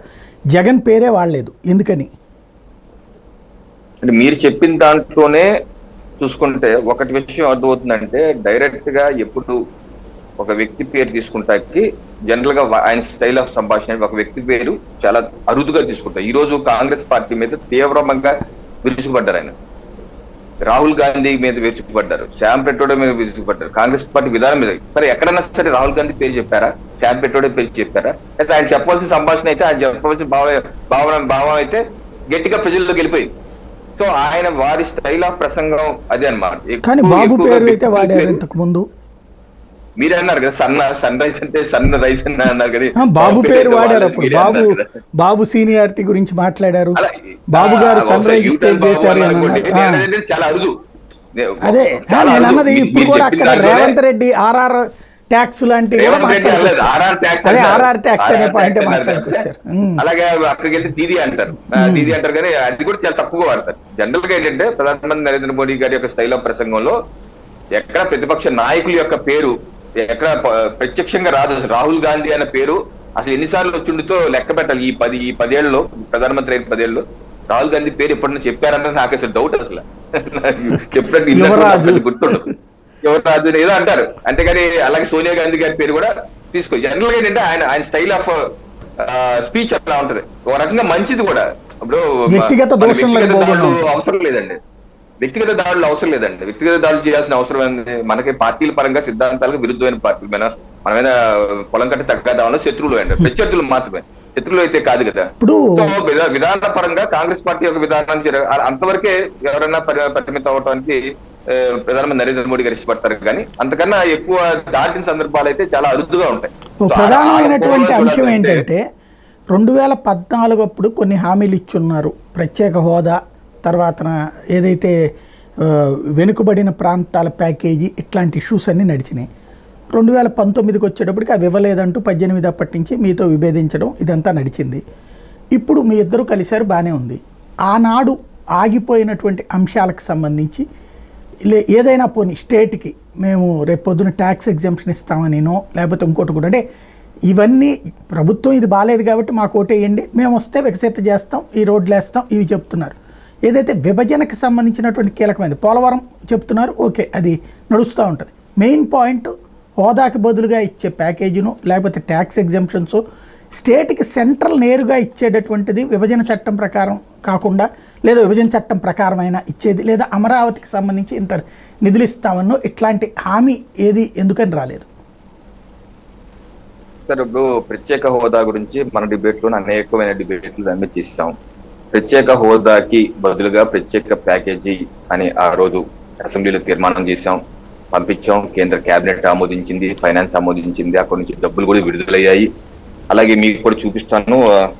26/7/2022 పార్లమెంట్ లో జీవీఎల్ నరసింహారావు గారు ప్రత్యేక హోదాకు బదులుగా ప్రత్యేక ప్యాకేజీ ఇస్తానని చెప్పి హామీ ఇచ్చాం కదా, ఇప్పటి వరకు 8,000 కోట్లు ఇచ్చామని చెప్పి జూలై 2022 ప్రశ్న అడిగితే దానికి సమాధానంగా కేంద్ర ఫైనాన్స్ శాఖ మంత్రి అప్పటి వరకు ఆ రోజు వరకు 7,798 కోట్ల రూపాయలు ఇచ్చారని చెప్పేసి ఈ యొక్క ఎక్స్ప్లెనేషన్ పంకజ్ చౌదరి గారు, ఇది లోక్సభ రాజ్యసభ వెబ్సైట్ లోనే ఉంటది. ఆ తేదీలో వీక్షకులు ఎవరైనా సరే అక్కడికి వెళ్ళి ఆ యొక్క పీడిఎఫ్ డౌన్లోడ్ చేసుకుని చూసుకోవచ్చు. దానిలో ఏ ప్రాజెక్ట్ కి ఎంత ఇచ్చారన్నది కూడా డీటెయిల్ గా ట్యాబ్లెట్ ఫార్మాట్ లో ఇవ్వడం జరిగింది. సో నాకు తెలిసి ఆ ప్యాకేజీలో భాగంగానే ఇవ్వడం జరిగింది. దీంట్లో కూడా రాశారు, Andhra Pradesh అక్నాలజీ the thank the minister రాసి బ్యాక్ టు బ్యాక్ ఇవన్నీ దీంట్లో వివరంగా అన్ని రాశారండి. ఇది special assistance measure including special dispensation Hess been given, ఇవన్నీ దీంట్లో స్పష్టంగా రాశారు. ప్యాకేజీ ఇవ్వడం జరిగింది, కంటిన్యూస్ ప్రాసెస్ ఇంకా తీసుకుంటున్నాం కూడా. ఇప్పటి వరకు 10,000 కోట్లు మించిపోయింది. అది చంద్రబాబు నాయుడు గారి ప్రభుత్వ హయాంలో 2,288 కోట్ల రూపాయలు ఇచ్చారు. జగన్మోహన్ రెడ్డి గారి ప్రభుత్వ హయాంలో ఆ రోజు వరకు 5,513 కోట్లు ఇచ్చారు. ఇప్పుడు అది 10,000 కోట్లు దాటి ఉంటుంది. అలాగే ఇన్సెంటివ్స్ విషయంలో కూడా, పారిశ్రామిక రాయితీల విషయంలో కూడా 30 సెప్టెంబర్ 2016 కేంద్ర finance income tax department finance ministry నుంచి కూడా ఇచ్చినటువంటి సర్క్యులర్ ఇది. 2015 నుంచి 20 వరకు 7 జిల్లాల్లో అనంతపురం, చిత్తూరు, కడప, కర్నూలు, శ్రీకాకుళం, విజయనగరం, విజయనగరం ఈ 7 జిల్లాల్లో 30% రాయితీలు కూడా ప్రకటించడం జరిగింది, మనం తీసుకుంటం జరిగింది. సో ప్రత్యేక హోదా బదులు ప్రత్యేక ప్యాకేజీ తీసుకున్నాం, ఇన్సెంటివ్స్ తీసుకున్నాం, ఇవన్నీ అమలు అయిపోతున్నాయి. దానికి ఇంకా మార్పు దానిలో ఇంకా అది ఇంకా ఎక్స్టెన్షన్ లాంటిది ఏమీ అవసరం లేదు. ఎక్స్టెన్షన్ అంటే ఇప్పుడు for example Visakha Chennai industrial corridor ఉంది అనుకోండి, అటువంటి కారిడార్ కి ఎక్స్ట్రా నిధులు తెచ్చుకుంటాం. అలా ఏదన్నా వేరే రకంగా తెచ్చుకోవాలి తప్పితే ఇంకా ఈ ప్యాకేజ్ లోనే పోనీ ఇప్పుడు ఇస్తున్న ప్యాకేజ్ ఇప్పుడు మోడీతో స్నేహం అంటే ఒకటి గవర్నమెంట్ పరంగా ఓట్ల పరంగా ఒక ఆస్పెక్ట్, ఏమి ఎక్స్పెక్ట్ చేయరా ఆంధ్ర ప్రజలు బీజేపీ నుంచి? అదేనండి, ఇప్పుడు జనరల్ గా ఒక కేంద్ర ప్రభుత్వం రాష్ట్ర ప్రభుత్వం ఇచ్చే సహకారం చేస్తారు, అది తప్పనిసరిగా ఉంటుంది. అలాగే ప్రాజెక్ట్స్ కూడా వేగవంతంగా చేసే అవకాశం ఉంటుంది. ఇక్కడ మన ప్రభుత్వం ఉంటుంది కాబట్టి పెండింగ్ లో ఉన్న ప్రాజెక్ట్స్ కూడా వేగవంతం చేసుకోవచ్చు. ఇప్పుడు పెట్రోకెమికల్ కాంప్లెక్స్ ఉందండి, కాకినాడలో ఏర్పాటు చేయాలి, 50,000 కోట్ల ప్రాజెక్టు. దానికి రాష్ట్ర ప్రభుత్వం కూడా వైబిలిటీ గ్యాప్ ఫండింగ్ గా 500 కోట్లు చొప్పున 10 ఏళ్ల పాటు 5,000 కోట్లు ఎంతో అన్నారు, 2017లో చెప్పారు. అది అప్పటి నుంచి ఇప్పటి వరకు పెండింగ్ లో పడిపోయింది. ఇటువంటిది వేగవంతంగా చేసుకుంటే ఇక్కడ 1,00,000 మందికి ఉద్యోగాలు వచ్చే అవకాశం ఉంటుంది. సో ఇటువంటి ప్రాజెక్ట్స్ అన్ని ఉన్నాయి. ఈ ప్రాజెక్ట్స్ అన్ని for example Kotipalli Narsapuram railway line ఉందనుకోండి, అది ఇంకా కంప్లీట్ ఈ ప్రాంత వాసులు కల ఇంకా కంప్లీట్ కావట్లేదు. రాష్ట్ర ప్రభుత్వం కూడా డబ్బులు ఇవ్వట్లేదు. 20 ఏళ్ళ నుంచి పెండింగ్ అనుకోండి, ఏ ప్రభుత్వం ఇవ్వట్లేదు, వేరే విషయం. సో ఈ ప్రభుత్వం మా ప్రభుత్వం వచ్చే ప్రభుత్వం 300 కోట్లు రిలీజ్ చేసి ల్యాండ్ ఎక్విజిషన్ చేస్తే పూర్తిగా కంప్లీట్ అయ్యే అవకాశం ఉంటుంది. సో వెనుకబడిన జిల్లాల యొక్క ప్యాకేజీ అంటారా ఆల్రెడీ ఇచ్చే ఉన్నారు, 18,100 కోట్ల వరకు ఇచ్చారు. దానికి సంబంధించిన యూసీలు కూడా రాష్ట్ర ప్రభుత్వం ఇవ్వాల్సి ఉంది, ఇంకా ఇవ్వలేదు. ఇస్తే అది కంటిన్యూ చేస్తారు. సో ఇవన్నీ కంటిన్యూస్ ఆన్గోయింగ్. పోలవరం ఉందనుకోండి, ఆన్గోయింగ్ ప్రాసెస్, కొత్తగా చేసేది ఏం లేదు. అమరావతి ఉందనుకోండి, అమరావతికి ఆల్రెడీ నిధులు ఇచ్చారు, 2,500 కోట్ల వరకు ఇచ్చారు. అలాగే హడ్కో నుంచి రుణం ఇప్పించారు. మొన్న 2022-23 బడ్జెట్ లో కూడా మీకు చూపిస్తాను డాక్యుమెంట్, అది union ministry of home affairs, urban home ministry, దాంట్లో ఆ శాఖలు 4,000 కోట్ల వరకు కేటాయించి డిపిఆర్ ప్రిపేర్ చేసి ఇవ్వమన్నారు. ఇది చూడండి, 2022-23 సంబంధించింది ఇది. దీనికి సంబంధించింది ఏంటంటే construction of common central secretariat and Amaravati new capital 1,214 కోట్లు. అలాగే GPOA అమరావతి ల్యాండ్ ఎక్విజిషన్కి ఏదో 600 కోట్లు. సో ఇలాగ అన్ని కేటాయించారు. బట్ ఆ ప్రభుత్వాన్ని, జగన్మోహన్ రెడ్డి ప్రభుత్వాన్ని డిపిఆర్ ఇవ్వమన్నారు. ఆ డిపిఆర్ ఇప్పటి వరకు ఇవ్వలేదు. సో అలాంటి కొన్ని ఆగిపోయి ఉన్నాయి. సో రేపు మా ప్రభుత్వం వచ్చినప్పుడు వేగవంతంగా చేసి దాన్ని ఇంప్రూవ్ చేసే అవకాశం ఉంటుంది. సో ఆ రకంగా రెండు ప్రభుత్వాలు, కేంద్ర ప్రభుత్వం బీజేపీ ప్రభుత్వం ఉండి రాష్ట్రంలో బీజేపీ ప్రభుత్వం ఉన్నా మొత్తం అంతా బీజేపీ ప్రభుత్వానికి రాష్ట్రపతి దోచిపెట్టే అవకాశం అయితే రాజ్యాంగ పరంగా లేదండి. అది ఫైనాన్స్ కమిషన్ దీనికి సపరేట్ గా ఏమన్నా అనౌన్స్ చేస్తారని ఎక్స్పెక్ట్ చేస్తారని అనుకుంటున్నాను నేను. రైట్, మంచి పాయింట్.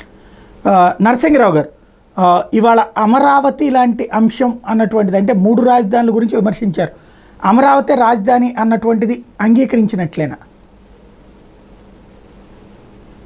ఇక్కడ మొదట 3 విషయాలు నేను ప్రస్తావించదలుచుకున్నా. మొదటిది అమరావతి, పోలవరం, ప్రత్యేక హోదా. రెండోది చంద్రబాబు, జగన్ వాళ్ళ యొక్క వైఖరి.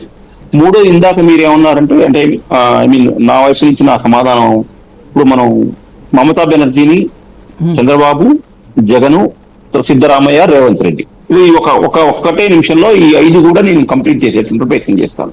మమతా బెనర్జీకి సంబంధించినంత వరకు బెంగాల్లో భారతీయ జనతా పార్టీకి, తృణమూల్ కాంగ్రెస్ కి ఇద్దరి మధ్య ప్రత్యక్షమైనటువంటి వైరం ఉంది. అంటే వైరం అంటే వాళ్ళ యొక్క ప్రత్యర్థి ఆవిడే. అంటే ఇప్పుడు బీజేపీకి 22, మనకు వస్తున్నటువంటి సర్వేల ఆధారంగా మొత్తం 42లో 22 వరకు బీజేపీ గెలుస్తుంది అనుకుంటున్నారు. 17 తృణమూల్ కాంగ్రెస్ గెలుస్తుంది అనుకుంటున్నారు. అంటే ప్రధానమైనటువంటి పోటీ ఆ ఇద్దరి మధ్య ఉంది కాబట్టి అక్కడ ఉండేటువంటి వాదోపవాదాలు, విమర్శలు, ప్రతి విమర్శలు అనేటువంటి తీవ్రత అనేటువంటిది అక్కడ ఉంటుంది. కర్ణాటక వచ్చే వరకు కూడా సిద్ధరామయ్య మీద విమర్శలు ఎందుకు చేస్తున్నారు అంటే కారణం ఏంటంటే సిద్ధరామయ్య 28 స్థానాల్లో భారతీయ జనతా పార్టీకి 18-19 వస్తున్నాయి, మిగతా 9-10 సిద్ధరామయ్యకి వస్తున్నాయి. పోటీ వాళ్ళిద్దరి మధ్య ఉంటుంది. రాబోయే అసెంబ్లీ ఎన్నికలు కూడా పోటీ వాళ్ళిద్దరి మధ్య ఉంటుంది. తెలంగాణలో రేవంత్ రెడ్డికి సంబంధించినంత వరకు కూడా ఇప్పుడు అక్కడ ఒక బీఆర్ఎస్ ఒక వాక్యం అంటే వాళ్ళు ఓడిపోయిన తర్వాత వాళ్ళ పార్టీ బలహీనపడటం వల్ల ఇది లోక్సభ ఎన్నికలు కాబట్టి అధికారంలో ఉన్న కాంగ్రెస్ నే ఆయన ఎక్కువ పెట్టాడు నరేంద్ర మోడీ. ఆర్ఆర్ ట్యాక్స్ అనండి, ఇంకోటి అనండి. కానీ మన ఆంధ్రప్రదేశ్ తెలుగుదేశం పార్టీ వైఎస్ఆర్సీపీకి వచ్చే వరకు ఏంటంటే ఇక్కడ పూర్తిగా వాతావరణం భిన్నంగా ఉంది. కారణం ఏంటంటే 2019లో లేని విమర్శలు ఇప్పుడు ఎందుకు వస్తున్నాయని మీరు ఇందాక మన పెద్దింటి రవికిరణ్ గారిని అడిగారు. వారు బహుశా ఇది మిస్ అయినట్లుంది. 2019కి ముందు అంటే 2017 డిసెంబర్ తర్వాత అంటే 18 తర్వాత నుంచి చంద్రబాబు నాయుడు నల్ల సెట్ వేసుకొని ఇక్కడ ధర్మదక్షిణ దీక్ష పేరుతోని ప్రతి ప్రధానమైనటువంటి నగరాల్లో సమావేశం పెట్టి గంటల సేపు నరేంద్ర మోడీని వ్యక్తిగత విమర్శలు చేశారు. నరేంద్ర మోడీని చేయటమే కాకుండా లోకేష్, బాలకృష్ణ, సినిమా నటుడు శివాజీ, బుద్ధా వెంకన్న, తర్వాత వర్ల రామయ్య, తర్వాత మన బోండా ఉమా లాంటి వాళ్ళు నరేంద్ర మోడీ తల్లిని, నరేంద్ర మోడీ ఎప్పుడో ఒక 40-50 సంవత్సరాల క్రితం వదిలేసినటువంటి భార్యని కూడా వాళ్ళు వివాదాల్లోకి లాగినప్పుడు అక్కడ ఏమైందంటే నరేంద్ర మోడీ కూడా 2019కి సంబంధించినటువంటి ఎన్నికల్లో లోకేష్ కా పిత అనేటువంటి దాంతో డైరెక్ట్ గా ఆయన యొక్క పోలవరం ఏటీఎం అనేటువంటి ప్రతి విమర్శ చేయాల్సినటువంటి పరిస్థితి వచ్చింది.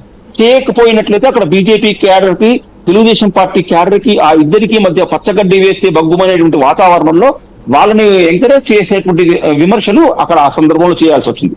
కానీ ఇప్పుడు వైకాపాకు సంబంధించినంత వరకు ఏంటి, మళ్ళీ నేను మొదట ఏదైతే ప్రస్తావించానో వాళ్ళు ఈ అధికారం బదలాయింపు అనేటువంటిది ఉంటుందా ఉండదా అనేటువంటి విషయం ఆంధ్రప్రదేశ్ ఇచ్చేటువంటి తీర్పు మీద ఆధారపడి ఉంటుంది. ఏం తీర్పు వచ్చినా కూడా 25 మంది సభ్యులకు పార్లమెంటు సభ్యులకు సంబంధించినటువంటి పరస్పర సహకారం వాళ్ళకు కావాలి. వాళ్లకు రాజకీయపరమైనటువంటి అవసరాలు, అవకాశాలు, సహాయ సహకారాలు ఢిల్లీ నుంచి ఆంధ్రప్రదేశ్ కావాలి ఇద్దరు నాయకులకి, ఇద్దరు పార్టీలకు. కాబట్టి ఆ రకమైనటువంటి వాతావరణం అంటే ఘర్షణాత్మకమైనటువంటి వాతావరణం ఎవరు ఇద్దరు అటు వైఎస్ఆర్సీపీ కోరుకోవట్లేదు, ఇటు తెలుగుదేశం కోరుకోవట్లేదు, ఇటు జగన్ కోరుకోవట్లేదు, చంద్రబాబు నాయుడు కోరుకోవట్లేదు. ఇది ఒక విషయం. ఇక మీరు చెప్పినటువంటిది మనం అమరావతి, పోలవరం, తర్వాత ప్రత్యేక హోదాకు సంబంధించినటువంటి విషయం చెప్తే ఇప్పుడు ప్రత్యేక హోదాకు సంబంధించినటువంటి విషయంలో ప్రధానమైనటువంటి రోలు కేంద్ర ప్రభుత్వం ఉన్నా కూడా అసలు ఈ ఎన్నికల్లో అసలు అది ఎజెండానే ఎవరు, 2 ప్రాంతీయ పార్టీలు కూడా ఆ ఎన్నికల ఎజెండాని ప్రత్యేక హోదా చేర్చలేకపోతుంది. అమరావతికి సంబంధించినటువంటి వరకు ఇప్పుడు మనం అసలు దీంట్లో అమరావతికి సంబంధించినంత వరకు భారతీయ జనతా పార్టీ చేసినటువంటి తప్పు ఏంటంటే మీరు పోలవరం ఏటీఎం అన్నారు. ఆ 5 సంవత్సరాల్లో కనీసం దాని మీద ఏమిటి ఒక సమీక్ష కూడా చేయలేకపోయింది. అసలు మీరు అమరావతి 2019లో ఎక్కడుంది, ఏం కావాలి, మనం ఎంత డబ్బులు ఇస్తే ఆల్రెడీ 2,500 కోట్లు అమరావతి డెవలప్మెంట్ కి ఇచ్చారు, మళ్ళీ స్మార్ట్ సిటీల కింద కొంత ఇచ్చారు, అక్కడ కొంత ఫీజిబిలిటీ ఉన్నటువంటి ఇచ్చారు. ఇన్ని ఇచ్చినప్పుడు ఒక 20% నిధిలో 25% నిధిలో ఇచ్చి ఆ యొక్క రిమైనింగ్ వర్క్స్ అన్ని కంప్లీట్ చేసుకున్నట్లయితే ఆ చంద్రబాబు ఫెయిల్యూర్స్ ని భారతీయ జనతా పార్టీ సక్సెస్ గా మార్చుకునేటువంటి అవకాశం ఉండేది. కానీ ఇక్కడ బీజేపీ కూడా ఏం చేసిందంటే వాళ్ళిద్దరే కొట్టుకుంటారులే, మనకి ఇక్కడ వచ్చేటువంటిది అసలు మన పాత్రే నామమాత్రం అయింది కదా అని వదిలేశారు. ఇప్పుడు మళ్ళీ మేము ఇంకో సంవత్సరంలో అమరావతి అక్కడే రాజధాని అంటున్నారు. అసలు అమరావతి అక్కడే రాజధాని అనుకున్నప్పుడు మీ దగ్గరికి 2-3 సార్లు వచ్చినాయి, సుప్రీంకోర్టులో వాదనలు జరిగినాయి. వాదనలు జరిగినప్పుడు కేంద్ర ప్రభుత్వం వైఖరి ఎట్లా ఉండాలి, గట్టిగా దృఢంగా ఒక విధానం తీసుకుని ఆ విధానానికి నిలబడాలి. దురదృష్టవశాత్తు ఈ విషయంలో బీజేపీ నిలబడలేకపోయింది. అట్లాగే పోలవరం కూడా ఉంది. మొదట ఏటీఎం అన్నారు, తర్వాత వీళ్ళేదో చేసినప్పుడు కనీసం ఆ నీటిపారుదలకు సంబంధించినటువంటి వాళ్ళని పిలిచి దాని యొక్క సమావేశంలో సమీక్ష చేసి అసలు ఎంతవరకు ఉంది, మనం ఇది మీరిచ్చినటువంటి ఎన్నికల హామీ కాదు, ఇది మేము చెప్పిస్తున్నటువంటి హామీ విభజన చట్టంలో ఉంది, మనం విభజన చట్టాన్ని గౌరవించాలి కాబట్టి అనేటువంటి సమీక్ష భారతీయ జనతా పార్టీ వైపు నుంచి జరగలేదండి. ఇంకొక దురదృష్టకరమైనటువంటి ప్రధానమైనటువంటిది ఏంటంటే అసలు హోదాకు సంబంధించినటువంటిది, ప్యాకేజీకి సంబంధించినటువంటిది అసలు ఈ యొక్క దీంట్లో లేనే లేదు. మళ్ళొకసారి ఈ 2 ప్రాంతీయ పార్టీలు ప్రజల్ని మోసం చేస్తున్నాయి. ఆ మోసాన్ని వాళ్ళకు ఉండేటువంటి బలహీనతల్ని బీజేపీ క్యాచ్ చేసుకుంటుంది. రైట్. సుందరాం శర్మ గారు, ఇక్కడ 2 ప్రధానమైంది. సాధారణంగా మీకు చంద్రబాబు నాయుడు విమర్శించగానే లేదా ఎవరన్నా తెలుగుదేశం నుండి విమర్శించగానే మీ పార్టీ తరపున 10 మంది వచ్చేస్తారు ప్రెస్ కాన్ఫరెన్స్లు వరుసపెట్టి ఖండిస్తానో, తిడుతూనో, విమర్శిస్తూనో. నరేంద్ర మోడీ ఇంత 4 మీటింగులు పెట్టి మాట్లాడిన మీ పార్టీలో సజ్జల రామకృష్ణారెడ్డి గారు, బొత్స సత్యనారాయణ గారు లాంటి వాళ్ళతో కౌంటర్ తప్పించి స్వయంగా ఒక్క ముక్క కూడా జగన్ మాట్లాడలేదు. చివరికి అదేదో మెకానిక్కులు లాంటి పదాలు తప్పించి ఢిల్లీ ప్రభావం చూపెడుతుందన్నారు తప్పించి విమర్శించడానికి ధైర్యం చేయట్లేదు. నెంబర్ 1. రెండోది వచ్చేటప్పటికి ఏదైతే ఇప్పుడు నరేంద్ర మోడీ గారు చేస్తున్నటువంటి విమర్శలకి సమాధానం కూడా చెప్పట్లేదు. ఇంకోటి ఇప్పుడు ఏ పాయింట్ అయితే ఆయన చెప్పుకొచ్చారో కరప్షన్ వీటికి కూడా సమాధానం కూడా చెప్పట్లేదు. అంటే భయం వేస్తుందా మాట్లాడాలంటే, స్పందించాలంటే? సాయి గారు ఒకే ఒక్క సెకండ్, ఇందాక మీరు జెరూసలాం గురించి అడిగితే నాగాలాండ్ లో 2018లో union ministers Nirmala Sitharaman and Kiren Rijiju the BJP manifesto promised to set up a special board for the senior citizens that would conduct a lucky draw to select 50 people to visit Jerusalem for free. అంటే కాంగ్రెస్ అది ఇచ్చింది. ఇది ఒక్కటి ఊరికే మీకు notice కు తెస్తున్నా. ఎందుకంటే రాజకీయ పార్టీలు అదే తేడా. వాళ్ళు జెరూసలేం కూడా రాజకీయమే చేశారు, తప్పులేదు. అంటే వాళ్ళు ఒక పార్టీగా జెరూసలేం గురించి మాట్లాడుతున్నారు, అయోధ్య గురించి మాట్లాడుతున్నారు. మీరు అయోధ్య గురించి మాట్లాడలేకపోయారు, అది తేడా. అంటే మీరు మీరు మీరు ఏం మాట్లాడమంటే వాళ్ళు ఏది మాట్లాడితే మేము మాట్లాడాం కదా. మీరు వెళ్ళాలి కదా. ఇక్కడ మీరు వాళ్ళు 2 మతాల గురించి మాట్లాడుతున్నారు, మీరే సర్టిఫై చేశారు. రెండో దానికి కూడా పంపిస్తున్నారు, మీరు ఇక్కడ పెట్టట్లేదు కదా. సార్ ఒక చిన్న ఇది నా రిక్వెస్ట్ ఒక్కటే ఏంటంటే, నేను భారతీయ జనతా పార్టీని వకాలత్ ఇవ్వట్లేదు, లేకపోతే మీరు తీసుకున్నారని నేను అనుకోవట్లేదు. ఇది కాదు, సర్టిఫికేట్ మీరే అనవసరంగా ఈ వివాదంలోకి లాక్కొచ్చింది మీరు. నేను ఎత్తలేదు. అమిత్ షా మీటింగ్ కూడా కాదు మనం అసలు డిబేటు, కానీ మీరు అమిత్ షా డిబేట్ తీసుకొచ్చి మీ అంతటి మీరు లాగారు, అంత వించేది లేదు. అది కాదు, నేను మిమ్మల్నే లాగుతున్నది. ఎందుకంటే ఒక రామాలయ మందిరం కడితే దానికి ప్రభుత్వ సంబంధం లేదు. అది ఎవరు పిలిస్తే వాళ్ళు వెళ్తారో అది వేరే, సరే వదిలేయండి. రెండోది, మీరు మంచి క్వశ్చన్ అడిగారు. మోడీ గారిని ఎందుకు తిట్టట్లేదు? మీరు గుర్తుందో లేదో, నరేంద్ర మోడీ గారు ఒక మాట చెప్పారు 2019 ఎన్నికల్లో. చంద్రబాబు నువ్వు జగన్ ట్రాప్ లో పడుతున్నావు అని చెప్పారు. అయితే చంద్రబాబు నాయుడు గారు ఎంతసేపటికి మోడీ గారిని పట్టుకుని చివరికి వాళ్ళ భార్యని, తల్లిని, అసలు మోడీ వర్సెస్ చంద్రబాబు ఆ లెవెల్కి వెళ్ళిపోయాడు. ఆ వెళ్ళిపోయినటువంటి దానికి అనుభవం ప్రజలు చూసింది ఏంటంటే, అసలు మోడీతోటి నీకేం సంబంధం చంద్రబాబు గారు? నువ్వు ఈ రాష్ట్రానికి 2014 నుంచి 19 వరకు ఏం చేశావో చెప్పు, ఏం చేయగలవో చెప్పు అని చెప్పానంటే 2019లో చూస్తుంటే ఈయన నరేంద్ర మోడీ గారిని పెట్టుకుని కేసీఆర్, నరేంద్ర మోడీ, జగన్ ముగ్గురు ఒక్కటే, నేను ఒక్కడే అని చెప్తుంటే నేను ఇవాళ ఒక్కటే చెప్పదలుచుకున్నాను. మోడీ గారిని గురించి మాకు అవసరం లేదు. భారతీయ జనతా పార్టీ ఇక్కడ ఆటలో అరటిపండి. వాళ్ళు పోటీ చేస్తుంది 10 అసెంబ్లీ స్థానాలు, 6 పార్లమెంటు స్థానాలు. వాళ్ళకి ఇక్కడ ఏమీ ఇది లేదు. ఇక్కడ మెయిన్ కంటెస్టెంట్ ఎవరు?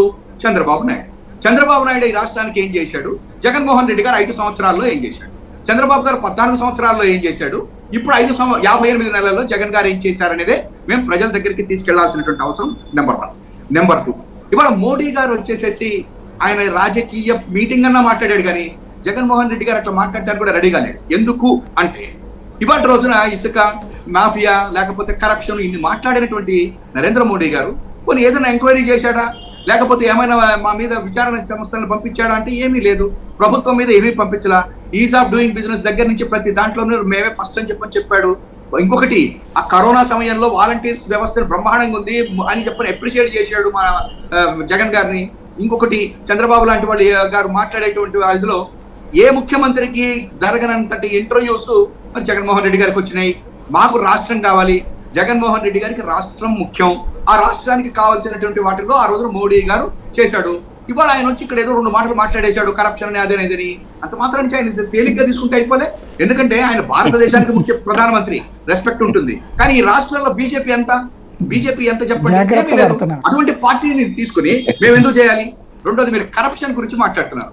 నేను ఇవాళ ఒకటే అడుగుతున్నా, మరి పోలవరంలో చంద్రబాబు నాయుడు గారు ఏటీఎం అన్నారు, ఎంక్వైరీ వేయించండి, విచారణ. అట్లాగే ఇవాళ మా కరప్షన్ అంటున్నారు, వేయించండి విచారణ. వద్దన్నారు. ఇక్కడే నాకు చిన్న డౌట్ సార్, పోలవరంలో కరప్షన్ అని చెప్పింది ఆయన, ఏటీఎం అంటే కరప్షన్ అని చెప్పింది మీరు. బాధితులు, దొంగ బాధితులను పెట్టారు 50,000 మందిని అని చెప్పింది మీరు. 5 ఏళ్లలో మీరు ఏ ఎంక్వైరీ వేయాలా? లేదా పోనీ సెంట్రల్ గవర్నమెంట్ సిబిఐ ఎంక్వైరీ వేయండి అని కూడా అడగల.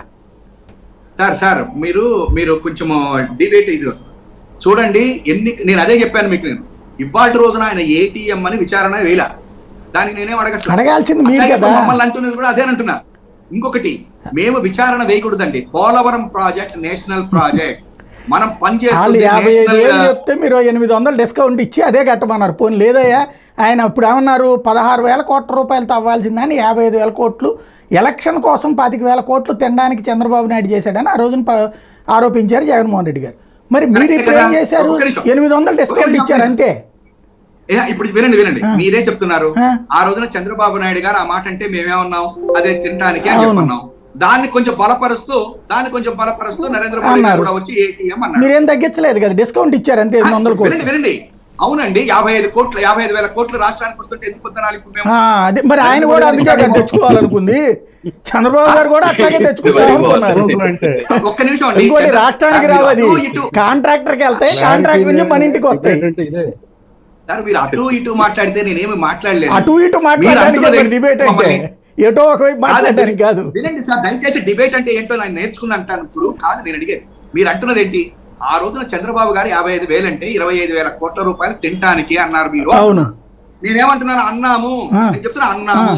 దాన్నే చంద్రబాబు మన మోడీ గారు ఏటీఎం అని అన్నాడు, ఏటీఎం అని ఆయన అన్నాడు. ఇప్పుడు మీరు ఇప్పుడు తెచ్చుకుందాం అనుకుంటున్నాం 55,000 కోట్లు రాష్ట్రానికి బాగుంటుంది అనుకుంటున్నాం. నరేంద్ర మోడీ గారు నేను వచ్చి 15,000 కోట్లు ఇచ్చాను అంటున్నాడు. మేము లాభంలో ఉన్నాం సార్, రాష్ట్రాన్ని లాభంలోకి తెస్తున్నాం. ఇంకేంటి మీకు కావాల్సింది? అందులో అసలు పాయింట్ మిస్ అవుతున్నది ఒకటే, అది 25,000 కోట్లు మీరు తగ్గించాలి కదా. అప్పుడు ఎందుకు తగ్గిస్తాను సార్? రాష్ట్రానికి ఎందుకు వస్తుంది? కాంట్రాక్టర్కి పోద్ది. రాష్ట్రానికి వస్తే మీరు వేరు, అది కాంట్రాక్టర్ది, అది రాష్ట్ర ప్రభుత్వం కాదు. కాదే అదేనండి, అది కాంట్రాక్టర్కి వెళ్తాయి డబ్బులు, నేరుగా రాష్ట్ర ప్రభుత్వానికి రావాలి. ఇస్తామండి అక్కడ ఉన్నటువంటి వాళ్ళకి రిహాబిలేషన్స్ కి వాటికి. అదే సార్ అయ్యే చంద్రబాబు చెప్పింది కూడా, అది తప్పని మీరు చెప్తున్నారు. చంద్రబాబు నాయుడు చేసిన తప్పన్న వాళ్ళు 50,000 మంది దొంగ బాధితులు వచ్చారని చెప్పిన వాళ్ళు, కొంతమంది అధికారుల పేర్లు కూడా చెప్పినటువంటి వాళ్ళు ఎవరిని అరెస్ట్ చేయలేదు, ఏమీ చేయలేదు. ఆ డబ్బులు మళ్ళీ అదే డబ్బుల్లో 800 కోట్లు డిస్కౌంట్ ఇచ్చి మాకు ఇచ్చేయమంటున్నారు. అది మళ్ళీ కాంట్రాక్టర్కే ఇస్తున్నారు. కాంట్రాక్టర్కి ఇస్తే ఆయన 25,000 కోట్లు తినాలనుకుంటే మీరు ఒక 800 తగ్గించుకుని 24,000 కోట్లు తిన్నట్టు. అందుకే మాట్లాడలేకపోతున్నారా? రిహాబిలేషన్ దానికి అక్కడ ఉన్నటువంటి వాళ్ళకి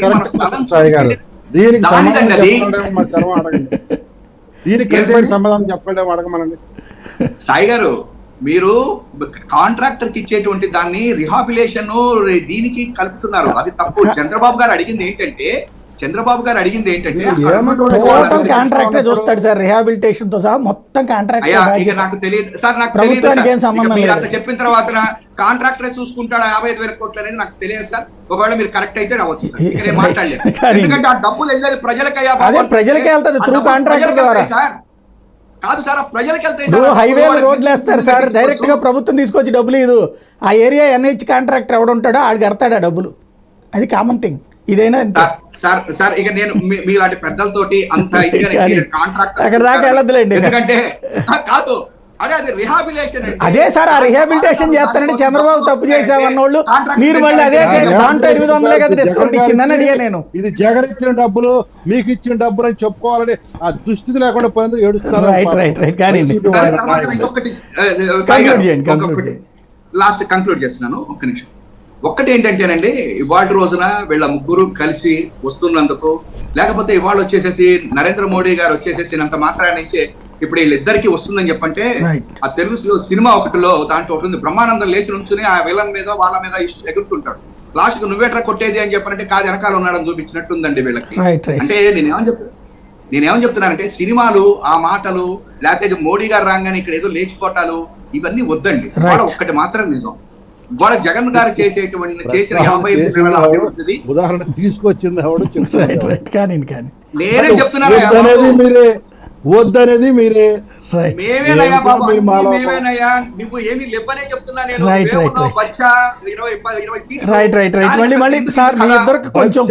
వ్యక్తిగతంగా కోపగించుకుంటున్నారు డిబేట్ లో, అది మంచిది కాదు, వదిలేద్దాం మనం. టాపిక్ డైవర్ట్ అయిపోతుంది.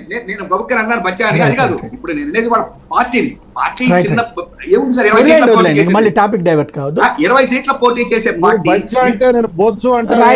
ప్లీజ్ వ్యక్తిగతంగా వద్దు అంటున్నా నేను. అది ఒక్కసారి కంక్లూడ్ చేద్దాం. నేను కంక్లూడ్ చేయనివ్వండి సార్, ఒక్క నిమిషం నేను చెప్తున్నా సార్. ఇవాళ నరేంద్ర మోడీ గారు వచ్చారు, 2 నిమిషాలు మాట్లాడాడు, బాగా ఉంది. ఒకవేళ గనక ఆయన చూపించింది ఆయన బై అంటే వీళ్ళని అన్నాడో బై కూడా వీళ్ళని చూసుకోమనండి. ఒకటి మాత్రమే నేను చెప్తున్నా, వీళ్ళిద్దరి పార్టీలు మా వల్ల కాదనుకుని నరేంద్ర మోడీ గారి దగ్గరికి వెళ్ళి తెచ్చుకున్నారు. Right. ముగ్గురు కలిసి వచ్చారు. ఒకటే చెప్తున్నా, Right. 2014 కాదు ఇది, డబుల్ ఇంజన్ సర్కార్ కాదు ఇది, డబుల్ డెక్కర్ బస్సు ఇది. డబుల్ డెక్కర్ బస్సు ఒకళ్ళ మీద ఒకళ్ళు ఎక్కి నుంచున్నారు, అంతకు మించి ఇంకేం రైట్. లేదు. ఫైనల్గా శాంతి ప్రసాద్ గారు, నరేంద్ర మోడీ గారు ఇట్లాంటి హామీలు ఇస్తారని ఏమన్నా ఎక్స్పెక్ట్ చేశారా? ఎన్డీఏ వస్తే ఆటోమేటిక్గా జరుగుతుంది అనుకుంటున్నారా? ఎప్పుడైతే వికసిత భారత్ చెప్పుకుంటూ వికసిత ఆంధ్రప్రదేశ్ అన్నారో అందులో అన్ని ఇంక్లూడ్ అయి ఉంటాయి. డబుల్ ఇంజిన్ సర్కార్ అంటే దాని అర్థం కూడా లేదు. అంతర్భాగమైనది, అభివృద్ధిలో అన్నిటిలోనూ అంతర్భాగం అవుతుంది ఆంధ్రప్రదేశ్ అనేది కూడా వస్తుంది. ఇక పోలవరం గురించి ప్రత్యేకంగా మాట్లాడదు, ఎందుకంటే మా సోదరుడు పాపం చాలా చాలా కష్టపడుతున్నాడు, ఎకరేక లాగలేక, అందుకునే అందరూ సిబ్బిసి డైలాగ్ తీసేది. ఇప్పుడు నేను అడుగుతాను, ప్రతిపక్ష నేతగా ఉన్నప్పుడు చంద్రబాబు నాయుడు అభివృద్ధి చేస్తున్నాడు 25,000 కోట్లు, అసలు పోలవరం ప్యాకేజీ 55,000 కోట్లు, 25,000 కోట్లు అంటే 30,000 కోట్లు అయిపోవాలి. ఇప్పుడు 15,000 కోట్లు ఇచ్చామన్నారు. 15,000 కోట్లు నువ్వు మళ్ళీ పెట్టుబడి పెడతాను ఇది లేవా సొమ్ములు? లక్షల కోట్లు తెచ్చా కానీ బట్టలు నొక్కి ఆ బట్టలు కూడా అరిగిపోయినాయి కదా. లక్షల కోట్లు జనాలకు ఇచ్చి పోలవరం కడతారు మధ్య సొమ్ములు లేకపోయి పోలవరం నిర్వాసన సెంట్రల్ ప్రాజెక్ట్ రా నాయన, ఏం చంపుతావు రా? అది Please, నేషనల్ please, ప్రాజెక్ట్ రా. please. రాదు, మీరు వద్దు. వ్యక్తిగతంగా వద్దు.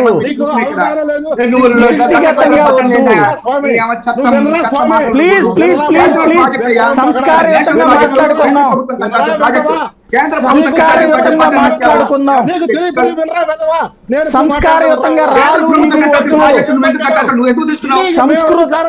సంస్కారయుతంగా మాట్లాడుకుందాం. ప్లీజ్ ఆవేశాలొద్దు, ఆవేశాలొద్దు. అక్కడికి వచ్చిన తర్వాత ప్లీజ్ అండి శర్మ గారు, శర్మ గారు ఆయన మాట్లాడండి, సైలెంట్ గా ఉన్నారు కదా ఇద్దరు. 55,000 కోట్లు అక్కడ చంద్రబాబు నాయుడు తినడానికి అడిగినప్పుడు మళ్ళీ నువ్వు 55,000 కోట్లు నువ్వెందుకు పట్టుబట్టావు ఎన్నాళ్ళు? రైట్. నువ్వు ఆ 20 కోట్లు తగ్గించుకుని 20,000 కోట్లు తగ్గించుకుని 30,000 కోట్లకి నువ్వు సరిపుచ్చుకోవచ్చు కదా. చెప్పాడు కదయ్యా, 15,000 కోట్లు రెడీలో ఉన్నారు. మీ ప్రైమ్ మినిస్టర్ 15,000 కోట్లు ఇచ్చాను 10 సంవత్సరాల్లో, 10 సంవత్సరాల్లో 15,000 కోట్లు ఇచ్చారని చెప్పాడయ్యా. పీపీఏ అప్రూవ్ చేస్తే నువ్వు ఎందుకు కాదురా బ్యాలెన్స్ 55,000 కోట్లు కూడా బాగా కావాలని నువ్వు ఎందుకు అడిగావు? నీ రాష్ట్ర ప్రభుత్వం ఎందుకు అడిగింది? ఏం చేద్దామని ఏం చేద్దామంటే పవన్ కళ్యాణ్ నీకు ఇద్దామనయ్యా. ప్లీజ్ లూజ్ టాక్ వద్దు, లూజ్ టాక్ వద్దు, నేషనల్ ప్రాజెక్టు ఇలాంటి సన్నాసుల కోసం వాడింది. లూజ్ టాక్ వద్దు, లూజ్ టాక్ వద్దు, పవన్ కళ్యాణ్ కూడా లూజ్ టాక్ వద్దు, లూజ్ టాక్ వద్దు, లూజ్ టాక్ వద్దు దయచేసి. ఫైనల్ గా కంక్లూడ్ చేద్దాం ప్లీజ్ అండి. Time please please please please please conclude చేద్దాం. రైట్ రైట్, ఒక్క నిమిషం వేరే వైపుకి పోవద్దు, ఇప్పుడు మళ్ళీ టాపిక్ డైవర్ట్ అయిపోద్ది. ఒక్క నిమిషం ఫైనల్ గా రవికిరణ్ గారు. Right right right right right ఒక్క నిమిషం సార్, మళ్ళీ టాపిక్ R&R ప్యాకేజ్ అనేది మీరు దశల వారీగా ముందు మీరు రాష్ట్ర పెట్టుబడులు పెట్టి దానికి ఎన్ఓసీలు ఇచ్చుకుంటూ వెళ్తే అక్కడ అమౌంట్ క్లియరెన్స్ చెప్పండి సార్, ఆయన చెప్పండి, ఆయన చెప్పనండి, కంక్లూడ్ చేయండి.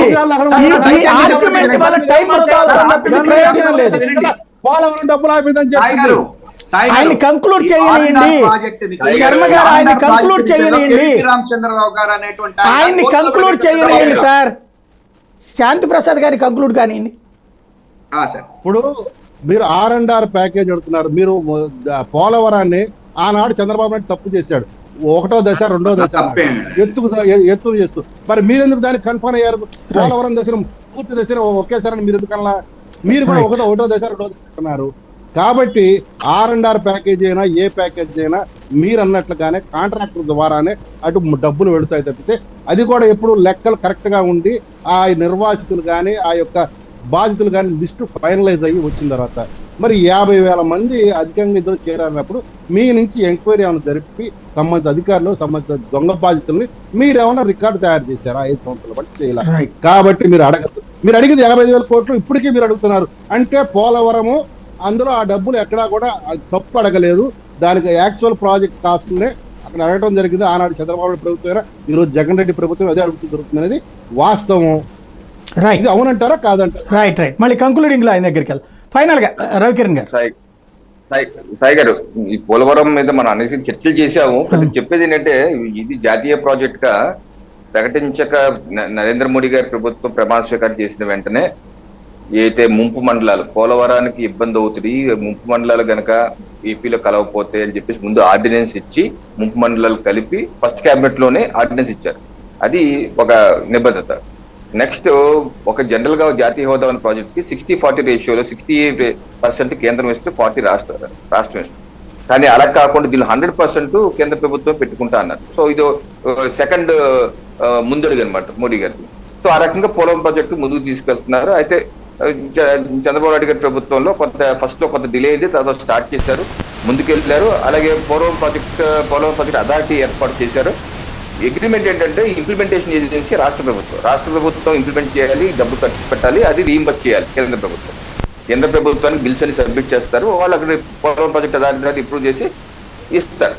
సో ఇలా జరుగుతున్న తరుణంలో తర్వాత దాన్ని ఎస్కలేషన్ చేసి 2017-18లో 55,000 కోట్లు చేయడం జరిగింది.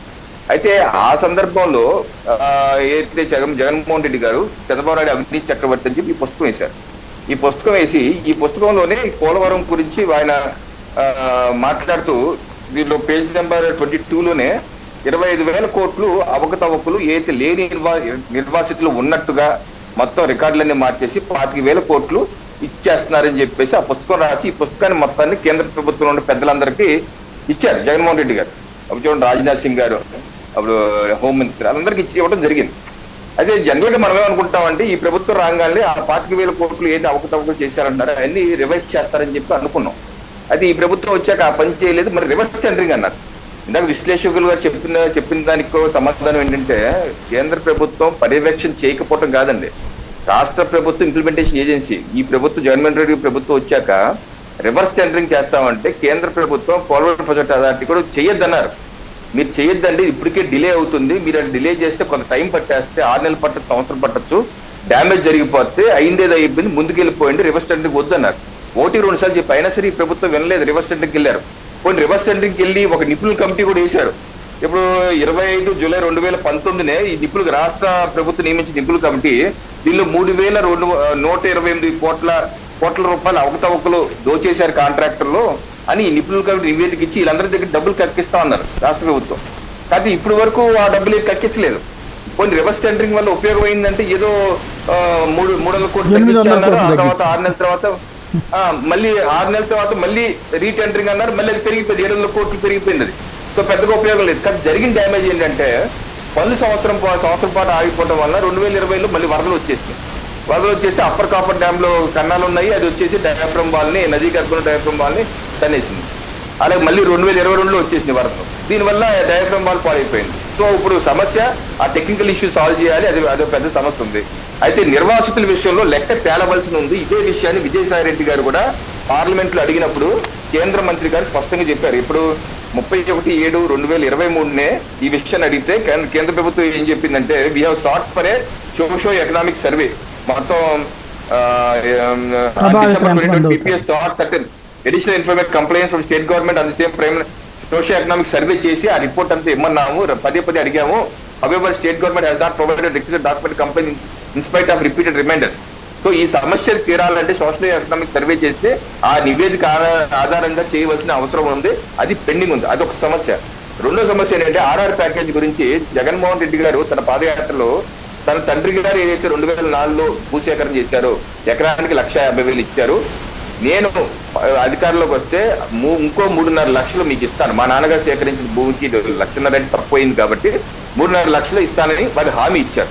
అది ఇదే విషయాన్ని 5 మార్చి 2022 పోలవరం ప్రాజెక్ట్ కి మంత్రి గారు గజేంద్ర షెకావత్ గారితో కలిసి వెళ్ళినప్పుడు కూడా జగన్మోహన్ రెడ్డి గారు కూడా పునరుద్ఘాటించారు. ఏం చెప్పారు, దివంగత ముఖ్యమంత్రి వైఎస్ రాజశేఖర గతంలో ఇచ్చిన 1,50,000 పరిహారానికి మరో 3.5 లక్షల పరిహారాన్ని అదనంగా అందజేయడానికి చర్యలు తీసుకుంటున్నాము అని చెప్పారు. వ్యక్తిగత ప్యాకేజీకి సంబంధించిన కేంద్రం ఇచ్చే 6.8 లక్షలకు అదనంగా 3.2 లక్షలు కలిపి మొత్తం 10 లక్షలు ఇస్తామని చెప్పి జగన్మోహన్ రెడ్డి గారు చెప్పారన్నారు. మరి ఏదైతే తన తండ్రి గారు సేకరించినటువంటి భూమి తాలూకు 3.5 లక్షలు ఇవ్వాలి కదా, అది ఇప్పటి వరకు రూపాయి ఇవ్వలేదు. అలాగే మిగతా వాటికి కొన్నిటికి కేంద్ర ప్రభుత్వం 6.8 లక్షలు వాళ్ళ అకౌంట్ డైరెక్ట్ గా వేసింది, వాళ్ళకు కూడా 3.2 లక్షలు ఇవ్వాలి కదా, అది కూడా ఇవ్వలేదు. సో ఈ వెరస్ ఏంటంటే ఆర్ఆర్ ప్యాకేజ్ లో ఈ యొక్క సోషియో ఎకనామిక్ సర్వే చేయాలి. జగన్మోహన్ రెడ్డి గారు ఇచ్చిన హామీలు కూడా నెరవేర్చలేదు. ఈ వెరస్ ఏమైందంటే 5 ఏళ్లలో ఎక్కడికి కావాలి అక్కడికి వేస్తారు. కారణాలు ఏదైనా కావచ్చు, రైట్, రివర్స్ స్టాండింగ్ మొదలు పెట్టినటువంటి సమస్య అలా స్పిల్ అవుట్ అయ్యి ఇప్పుడు పెద్ద డయాఫ్రమ్ బాల్ సమస్య ఉంది. ఆ సమస్య షార్ట్ అవుట్ చేసి ఇది చేయాలండి సాయి గారు. అది రైట్, కంక్లూడ్ చేయండి శర్మ గారు, షార్ప్గా స్ట్రైట్గా. శర్మ గారు మీది ఆడియో మ్యూట్లో ఉంది చూడండి. ఈ ప్రాజెక్టు యాక్చువల్ గా స్టేట్ గవర్నమెంట్ తీసుకోవటం అనేటువంటిదే పెద్ద తప్పండి. అక్కడి నుంచే ఇవన్నీ స్టార్ట్ అయినాయి. రెండోది, ఇప్పుడు సెంట్రల్ గవర్నమెంట్ కూడా ఆ రోజున నాకు మీకు గుర్తుందో లేదో ఎస్పీవి ఓపెన్ చేయమన్నట్టుగా నాకు గుర్తు. అయితే అది కూడా చేయలేదు ఈ చంద్రబాబు నాయుడు గారు. చేయకపోవడంతో వచ్చినటువంటి సెకండ్ ప్రాబ్లం. థర్డ్ వచ్చేసరికల్లా కాంట్రాక్టర్లతోటి గొడవలు, ట్రాన్స్ట్రాయ్ వాళ్ళతోటి గొడవలు. నాలుగోది వచ్చేసరికల్లా మీ R&R ఇప్పుడు ముఖ్యంగా ఈ పునరావాస దాని మీదట్న చాలా ఇష్యూస్ ఉన్నాయి ఇప్పుడు అక్కడ. ఆ ఇష్యూస్ మూలకంగా న్యాచురల్ గా ఏమవుతుందంటే సెంట్రల్ గవర్నమెంట్ కూడా డబ్బులు రిలీజ్ చేసేటప్పుడు ఇబ్బందులు ఇస్తుంది. అయితే వీటన్నిటికీ కూడా నేను ఒక్కటే సమాధానం చెప్తున్నాను. ఇవాళ నిజంగా నేషనల్ ప్రాజెక్టు దీనికి మేము ఇప్పుడు ఆల్రెడీ 15,000 కోట్లు ఇచ్చాం, 10 సంవత్సరాలు అయింది. ఈ ఇంకా నెక్స్ట్ 40,000 కోట్లు లేకపోతే 25 కోట్లు అంటే ఇక్కడ ఇంకోటి కూడా జరిగింది. 2014కి సంబంధించి ఇస్తాము అని చెప్పని అంటున్నారు. ఇప్పటికీ 55,000 కోట్లకు సంబంధించింది రోజు గొడవలు జరుగుతూనే ఉన్నాయి. జగన్మోహన్ రెడ్డి గారు వెళ్ళి ఫైనాన్స్ మినిస్టర్తో మాట్లాడితే ఫైల్ వెళ్ళిందంటారు, కాదు ఇప్పటి వరకు ఇది కూడా ఏం జరగల. నేను ఇవాళ ఒక్కటే చెప్తున్నా, ఇది రాజకీయ దీంట్లోకి మధ్యలో పడిన మాట వాస్తవం. దానికి కారకులు ఆ రోజున 2014 నుంచి ఉన్నటువంటి ఈ ముగ్గురే. ఆ తర్వాత జరిగేటువంటి కారణాలకు అసలు మెయిన్ ఇష్యూ ఎవరు? వీళ్ళ ముగ్గురే. అసలు సెంట్రల్ గవర్నమెంట్ ఈయనకిచ్చి ఇవన్నీ చేశారు. అది వాస్తవం. సాయి చిన్న క్లారిఫికేషన్ ఇస్తాను. హలో, చెప్పండి. ఇప్పుడు ఈ మధ్య పోలవరం ముంపు ప్రాంతాలకి జగన్ రెడ్డి గారు ముఖ్యమంత్రి హోదాలో వెళ్ళారు సార్. వెళ్ళినప్పుడు ఆయన ఏమన్నారంటే, నాకు ప్రింటింగ్ మిషన్ నాది నా చేతిలో లేదు, చేతిలో ఉంది కాబట్టి నేను చేయలేదన్నారు. తర్వాత ఒక విషయం అయితే స్పష్టం, ఇప్పుడు పెద్దిరెడ్డి రవికిరణ్ గారు చాలా స్పష్టంగా చెప్పారు. R&R ఇక్కడ సమస్య ఎక్కడ వచ్చిందంటే, పోలవరంలో 70% అయిందంటున్నారు, కానీ నాకు తెలిసి మెయిన్ స్ట్రక్చర్ వచ్చి ECRF, అది earth cum rock filling dam. దానికి ఇప్పుడు బొక్కలు బండియండి. ఇప్పుడు ఏదైతే మీరు అంటున్నారో కాదండి, అదేంటంటే డయాఫ్రమ్ వాల్ పైన వచ్చి earth cum rock dam. Diaphragm wall నదీ గర్భంలో ఉంటది. నదీ గర్భంలో ఉన్న డయాఫ్రమ్ వాల్ సపోర్ట్ చేస్తే వాటర్ సీపేజ్ కాకుండా ఆపితే earth cum fill rock dam దగ్గర ఇది కన్స్ట్రక్ట్ చేస్తే వాటర్ నిల్వ ఉంటే ఈ ఛానల్ ద్వారా ఇప్పుడైతే ఈ సిమెంట్ కాంక్రీట్ స్ట్రక్చర్ దాని ద్వారా వాటర్ వెళుతుంది. తద్వారా మనందరికి వాటర్ వస్తుంది, అటు లెఫ్ట్ కానీ రైట్ కానీ. ఇక్కడ మెయిన్ ఏంటంటే ఆ earth cum rock fill dam అనేది మేజర్ స్ట్రక్చర్. దాన్ని కట్టాలంటే R&R ప్యాకేజ్ గురించి ఇప్పుడు మాట్లాడాలి. ఈ R&R ప్యాకేజ్ లో phase 1 అనే దాని మీద phase 1, phase 2. phase 1 కి సంబంధించి కూడా ఇంత మటుకి ఆ డిస్ప్లేస్డ్ ఫ్యామిలీస్ కి ఎంతవరకు నష్టపరిహారం ఇచ్చారనే దాని మీద కూడా లెక్కలు లేదు. అది పూర్తి కాలేదు. తర్వాత phase 2లోకి వచ్చినప్పటికీ అత్యధిక శాతం R&R అవసరం అవుతుంది, చాలా తక్కువ అవసరం phase 1కి అవసరం అవుతుంది. phase 1 దగ్గర ఇంత మటుకి పీటముడి పడింది. ఎందుకంటే అక్కడ స్ట్రక్చర్ దెబ్బతింటం వల్ల ఇప్పుడు మళ్ళీ వాటి పునర్నిర్మాణం చేయాలా వద్దంటే కొన్నాళ్ళు టైం తీసుకుని పునర్నిర్మాణమే చేయడానికి అంగీకరించారు, ప్యాచ్ వర్క్ కాకుండా. కాబట్టి ఇక్కడ ఏంటంటే 55,000 కోట్లు అనేది నికరం. గతంలో లేఖలు రాశారు వీళ్ళు, అంతకు అవుతున్నారు. ఇప్పుడు మళ్ళీ 55,000 కోట్లు అంటున్నారు. ఇక్కడ రాష్ట్ర ప్రభుత్వం అది కేంద్ర ప్రభుత్వం చేయాలన్నప్పుడు వీళ్ళు 5 సంవత్సరాల పాటు కేంద్ర ప్రభుత్వానికి అప్పచెప్పకుండా వీళ్ళు ఎందుకు చేతిలో పెట్టుకొని ఆచారం చేశారు, రాష్ట్ర ప్రజలకు చెప్పాల్సిన బాధ్యత. కంక్లూడ్ చేయండి శర్మ గారు. సార్, ఇవాళ నేను ఒక్కటే చెప్తున్నా, పోలవరం అయినా లేకపోతే ఏమన్నా ఇప్పుడు మన ప్రత్యేక తరగతి హోదా అయినా ఇవన్నీ కూడాను పొలిటికల్ గా టర్న్ తీసుకోవడంతో రాష్ట్ర ప్రజలు నష్టపోయారు. 2014 నుంచి 19లో జరిగినటువంటిది ఒక రకంగా చెప్పాలంటే ఇప్పుడు ప్రత్యేక తరగతి హోదా కూడా అంతే. ఆ రోజున సన్మానాలు టైం 10 నిమిషాలు ఎక్స్టెండ్ అయిపోయింది. ఓకే. అందువల్ల పోలవరం ఇష్యూలో కూడా ఇవాళ నరేంద్ర మోడీ గారు నాది బాధ్యత అంటే ఏ రకంగా మీరు ఇంప్లిమెంట్ చేస్తారు? ఇవాళ రోజున నేను 15,000 కోట్లు ఇచ్చాను, ఇంకొక 40,000 కాదు 20,000 కోట్లలో నేను కట్టుకుంటాను అని ఒక రకంగా చెప్పాలంటే కేంద్ర ప్రభుత్వం ముందుకు వచ్చి చేయాల్సినటువంటి పోలవరం ప్రాజెక్టే తప్ప ఇవి వేరేగా కాదు. దీనికి బాధ్యత ఆ రోజు ఉన్నటువంటి 2014 టు 18, 19 వరకు ఉన్నటువంటి ఆ పార్టీలే. థ్యాంక్ యూ వెరీ మచ్ అండి. సుందరం శర్మ గారు, శాంతి ప్రసాద్ గారు, నరసింహరావు గారు. ఇది పరిస్థితి. ఓవరాల్ గా చూస్తే నరేంద్ర మోడీ ఉపన్యాసాలు మాత్రం రాష్ట్రంలో కదిలిస్తున్నాయి. ఆ కదిలింపు వెనకాల ఉన్నటువంటి పరిణామాలు అయితే మేజర్ అంశాలు అవి పరిష్కారం ఎన్డీఏ వస్తేనే సాధ్యమని బీజేపీ, తెలుగుదేశం, జనసేన అంటున్నాయి. అయితే అది వాళ్ళ వల్ల కాదు, మేమైతేనే చేయగలం నరేంద్ర మోడీతో అని చెప్పి వైసీపీ అంటుంది. ఏది నమ్ముతారు ప్రజలు అనేది చూడాల్సి ఉంది.